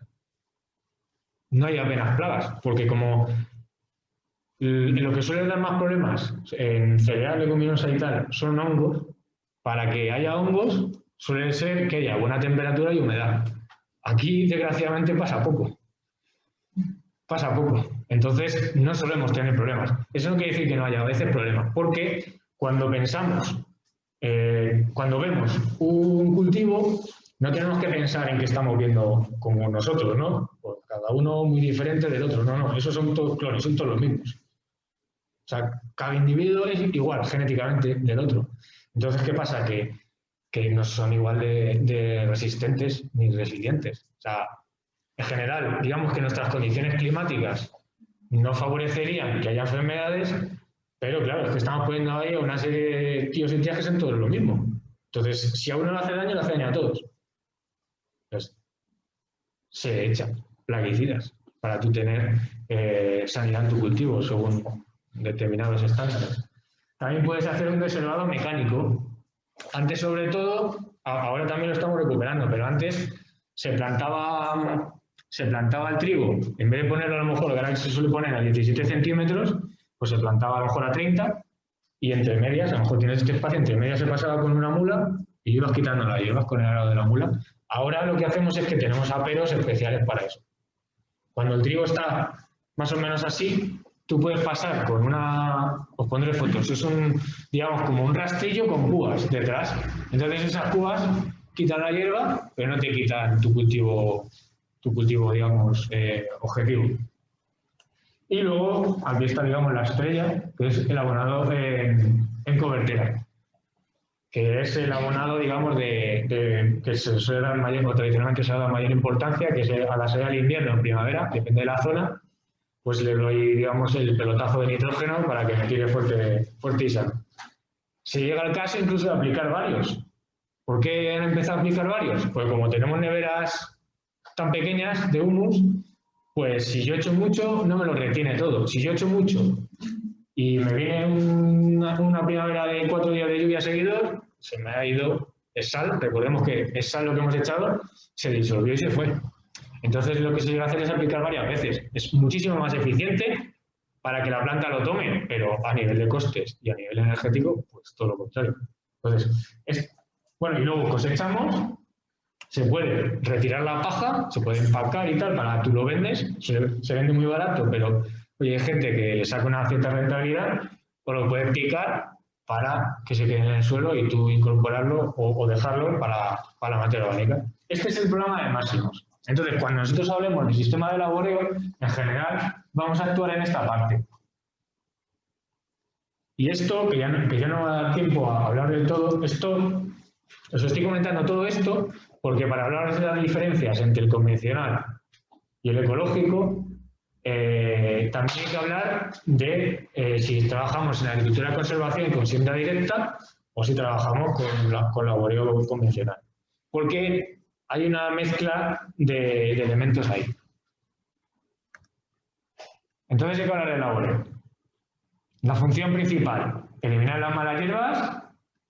Si hacemos una enmienda orgánica, lo incorporamos al suelo, preparamos el suelo para la siembra, porque las sembradoras necesitan, en general, hasta ahora necesitábamos que tuviéramos un suelo más o menos mullidito y tal, porque la sembradora... ¿Habéis visto una sembradora? Vaya, tenía que haber traído una foto. Bueno, próximo voy a traer. Lo vamos a ver ahora en las naves.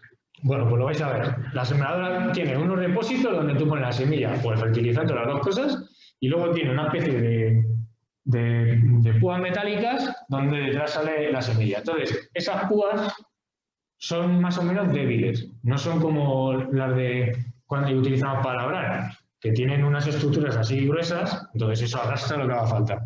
Sin embargo, lo de la sembradora es flojito, porque tiene que salir la semilla por detrás. Por lo tanto, necesitamos preparar el suelo para que esa sembradora trabaje bien. Ahora ya esto se va cambiando, ya hay sembradoras que tienen una fortaleza superior y no necesitamos eso. Nos herida el suelo, nos rompe la costra del suelo, que se hace todos los años, pero también nos da una serie de problemas. Y es que también, por un lado decimos, un beneficio que la gente dice, airear el suelo. Bueno, para mí también puede ser un problema, porque te puede airear el suelo en exceso y pierde la humedad que tiene de abajo.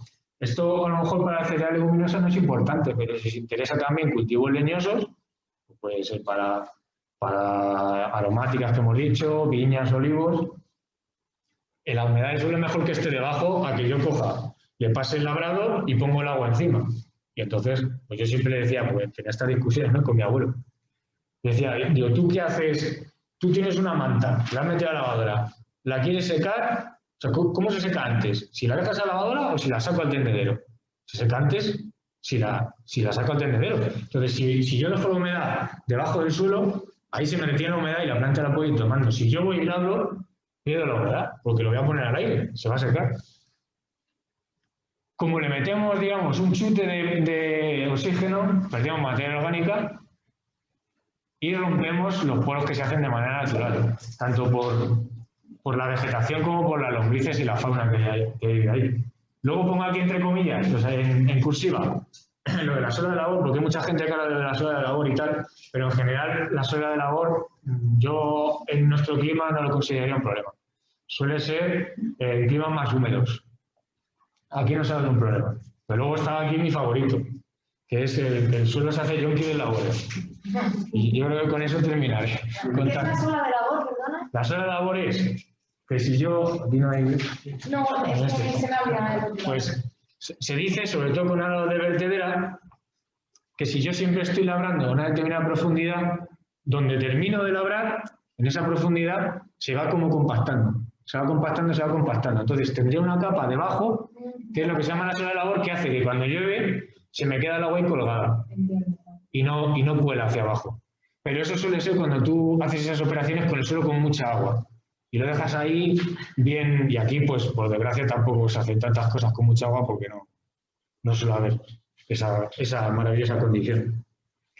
Entonces, en relación a lo de la materia orgánica, es vital explicar que el suelo se hace yonki de laboreo.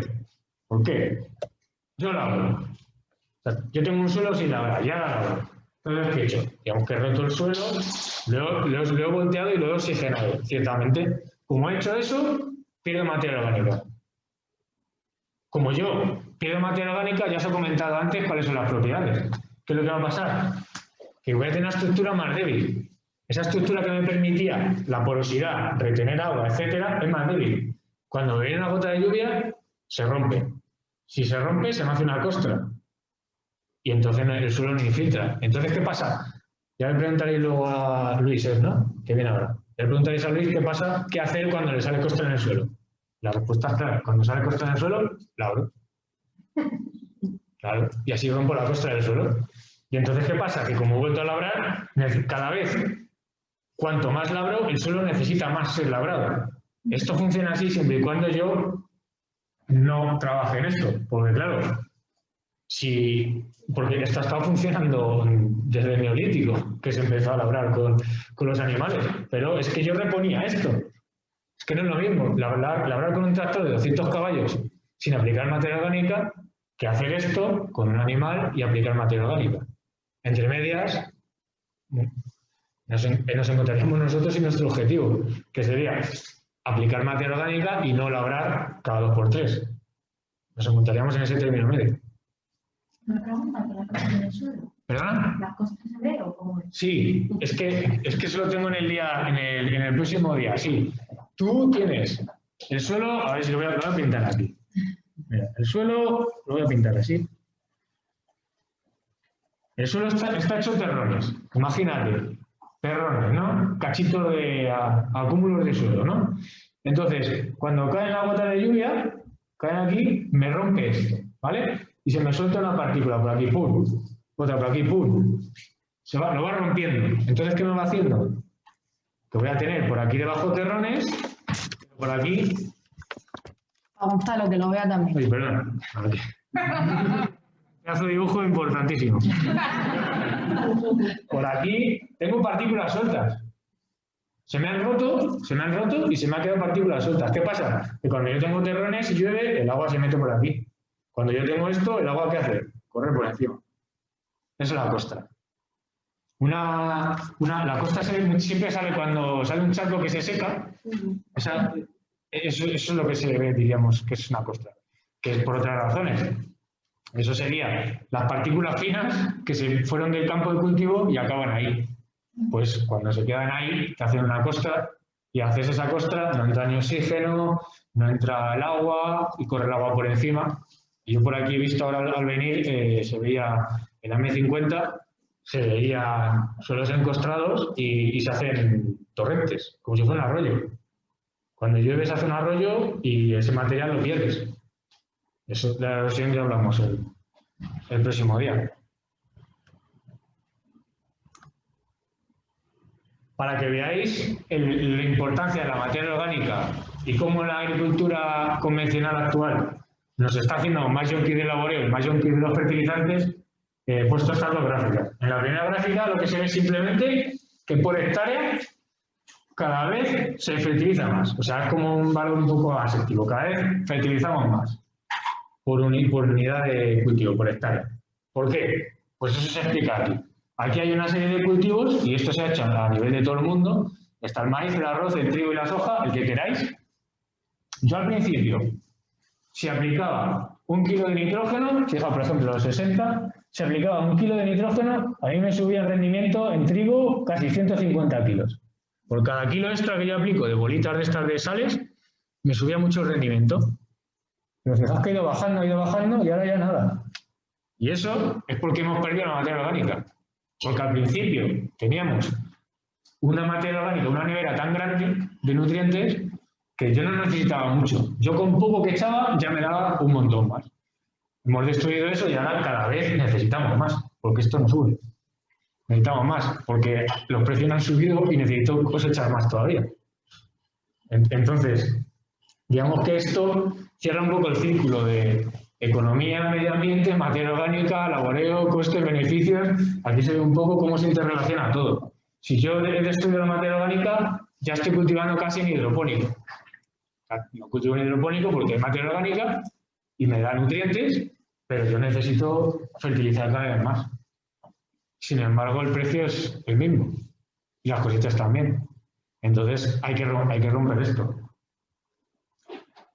Y bueno, estos son un efecto del aguareo. ¿Sigo hasta que venga el agricultor? Sí, no, está ya, pero sigo la nave. Vale, pues hasta que me digáis, ¿sí? ¿Qué es lo que pasa? Que se ve mucho, sobre todo los que vayan por la M50, se ve mucho esto. ¿Qué es lo que pasa cuando yo siempre estoy labrando, sobre todo con la de vertedera? Yo al principio tengo esta situación, ¿no? Digamos que estos son los horizontes que los hemos llamado A, B, T, C, K. Tengo estos horizontes. Como yo siempre empiezo a labrar aquí arriba y siempre bajo, estoy arrastrando el material. Y al final, ¿qué me quedo? Que todo el A, que es donde está la mayor parte de la materia orgánica de los nutrientes, lo tengo abajo. No lo tengo arriba. Y esto seguro que lo habéis visto alguna vez. ¿Nunca habéis visto esto?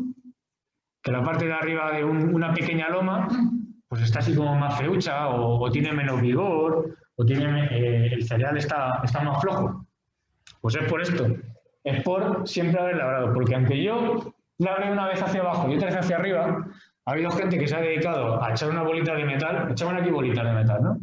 Este tío, Saturnino de Alba, trabaja la Complutense. Echaba aquí una bolita de metal. Y decía, voy a labrar 20 veces hacia abajo y 20 veces hacia arriba. Y luego iba con un imán y las iba rastreando. Decía, a ver dónde están las bolitas. Y las bolitas siempre estaban muy abajo.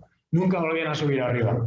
Y eso es lo que pasa con el suelo, ¿no? Que aunque yo labre una vez hacia abajo, otra vez hacia arriba, en una situación de pendiente, pues me va a erosionar el suelo. Voy a perder esta capa que es la más importante. Y me pasa esto y pasa en paisajes como esto. ¿Nunca habéis visto en campos que tienen como zonas más claritas y zonas más oscuras? Pues eso es porque el suelo original a lo mejor era este, que tienes aquí tu capa rica en materia orgánica y debajo una capa que básicamente carbonatos. Entonces, si yo siempre estoy labrando, pues al final esta me la llevo. Mira, se va acumulando aquí, pero tengo otras partes de esto, que en el fondo es esto, que son las superficies. Claro, aquí no tengo materia orgánica, aquí no tengo capacidad de retener ni agua ni nutrientes, apenas, muy poquita. Con lo cual, si yo siembro ahí, pues las producciones van a ser muy escasas. ¿Cómo se ese tipo de suelos estarán echando fertilizantes, pero esos nutrientes se van en el cultivo que reciben ese año, entonces tampoco están usando el suelo? Pues desgraciadamente no, porque tú no echas exactamente lo que te va a tomar la planta.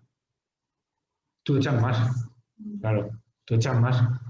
Entonces ese exceso, además, tú echas, digamos, que tú echas en una o dos veces lo que necesita la planta en todo su ciclo de 7 u 8 meses. Pero claro, la planta lo va necesitando poco a poco, no ese día que tú echas. Lo ideal sería cada día echar un poco, pero claro, no puedes hacer eso. Pero eso tampoco sirve para regenerar el suelo, no se queda en el suelo. ¿A qué te refieres? El NPK, los fertilizantes que le echas, los pierdes, ellos es una imagen que el fósforo pierdes el 80% de lo que echas. Pero para que se quede el 18 o el 20, tienes que haber echado 100. Entonces el resto se pierde. Claro, sí. Es el círculo vicioso que hablábamos. Estás perdido, tienes que salir de ahí. Se pierde porque no hay materia orgánica. Que si aportas esos fertilizantes, pero hay materia orgánica, actúa la nevera, lo reserva. Aunque sea de síntesis, lo que le aportes lo fija. Sí. La escuela clásica de agronomía lo que hacía era calcular la dosis de fertilización en vista de lo que tú esperabas producir. Es decir, si yo espero 2.000 kilos de trigo, yo puedo calcular cuánto nitrógeno, fósforo y potasio van a necesitar esas plantas. Y no se tenía en cuenta, se ha empezado a tener en cuenta ahora la materia orgánica. Que la materia orgánica te va a dar también unos nutrientes y te va a permitir saber si tú lo puedes aplicar de golpe, poco a poco, o incluso no tienes que aplicar. También tienes que saber si has dejado la paja allí, si la has incorporado, porque eso también te va a dar nutrientes. O sea, tienes que saber muchas otras cosas. Pero antes se hacía eso. Ya no, pues 2.000 kilos, pues entonces son 60 de nitrógeno, 40 de fósforo y tanto. Estos fertilizantes, esto. Y además te lo hace el mismo que te vende el fertilizante. Es una operación maravillosa. Pero eso es aplicar los nutrientes directamente que no la materia orgánica, entonces esos suelos van a seguir siendo un suelo blanco. Sí. No se recuperan. No se recupera. ¿Y por qué no hacen más carne? Bueno, se ha hecho, pero se deshicieron por la mecanización. En casi todo, o sea, no sé particularmente ahí, ¿no? Pero en todo, digamos, todos los sistemas mediterráneos, sobre todo mediterráneos, que estaban muy condicionados por lluvias torrenciales, donde había pendiente, casi todos se abancalaban. Casi todos tenían sus muretes de piedra y tal, sobre todo que eran muchos en el Mediterráneo, que hay en todas partes, también en Aragón, en zona norte de Pirineos y tal. Pero se destruyeron porque eso lo arabas tú con mula, con caballo, con buey. Ahora lo que necesitas es tener un espacio lo más... No quieren ni árboles. O sea, no quieren ni árboles entre medias. Lo que quieres es tener un terreno muy grande para tú coger la línea arriba, abajo. Sí, sí, pues sí lo había, porque por eso era sostenible, entre otras cosas. Pero claro, muy trabajoso también, porque luego llegaba una tormenta, se rompía, había que rehacerlo, tú dile ahora a alguien que se ponga a rehacer una pared de piedra. Claro, es que no tiene nada que ver, no tiene nada que ver, pero sí sería lo suyo. Hay gente que lo recupera a pequeñas escalas. O sea, a lo mejor en un campo muy grande dejan una línea de arbustos o de hierbas, o incluso ponen árboles, y entonces de manera natural, con esa barrera de vegetación, retienes un poquito esa erosión. Y a cambio de que pues el propietario, agricultor o quien sea que trabaje la tierra, pues oye, a lo mejor tiene que dar una pequeña vuelta más por ahí. Bueno, ¿alguna pregunta más? Si no, sí. Y en donde se acumulan los nutrientes, no necesariamente esta tierra es súper fértil, sino que tal vez tiene exceso de químicos, o sea, se llega a contaminar, o es una tierra muy buena. ¿A qué te refieres? ¿Qué tierra? La de abajo. Sí, lo de abajo. Lo de abajo, pues sí, como son sales se pierden. Están condenadas a disolverse en agua y perderse. No se van a quedar ahí para siempre. No estamos hablando de materia orgánica, que probablemente la materia orgánica sí se retenga. O sea, ese suelo siempre va a ser mejor, el de abajo. Siempre va a ser mejor, simplemente por profundidad. Porque la profundidad del suelo es otra manera en la que yo tengo una nevera más grande. Si tengo 20 centímetros de suelo, con 1% de materia orgánica no es lo mismo que si tengo 1 metro de suelo. Tengo más. Entonces, siempre al tener más, va a ser mejor. Pero los nutrientes probablemente no los almacene más porque están condenados a irse en el agua. Al final, llegará agua, lo disuelve, y si no hay una planta que lo tome y lo transforme en materia orgánica, se perderá. De hecho, una estrategia para retener nutrientes de gente que trabaja en sistemas mucho más intensivos es poner una planta, la que sea, para que crezca y tome esos nutrientes. Esos nutrientes se transforman en materia orgánica y me lo va a soltar luego lentamente. Lo meteríamos en el esquema anterior. Es una manera de capturar, pero en este esquema, o sea, en el esquema este de aquí, no, para adelante. En este esquema de aquí, o sea, aquí habrá X nutrientes de los fertilizantes sintéticos que están condenados a marcharse. Porque se fabrican de manera que sean fácilmente solubles.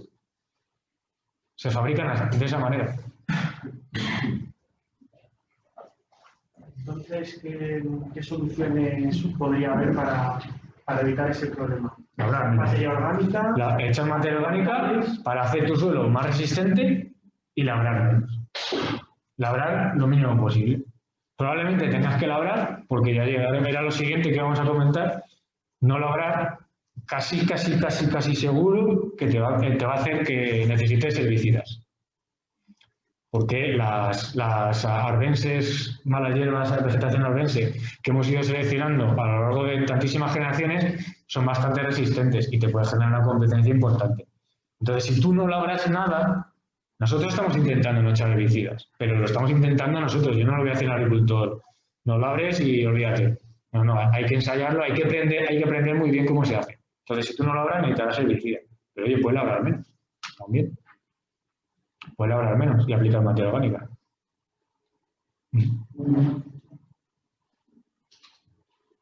¿Dejamos aquí? Y Luis ya está en las naves esperando.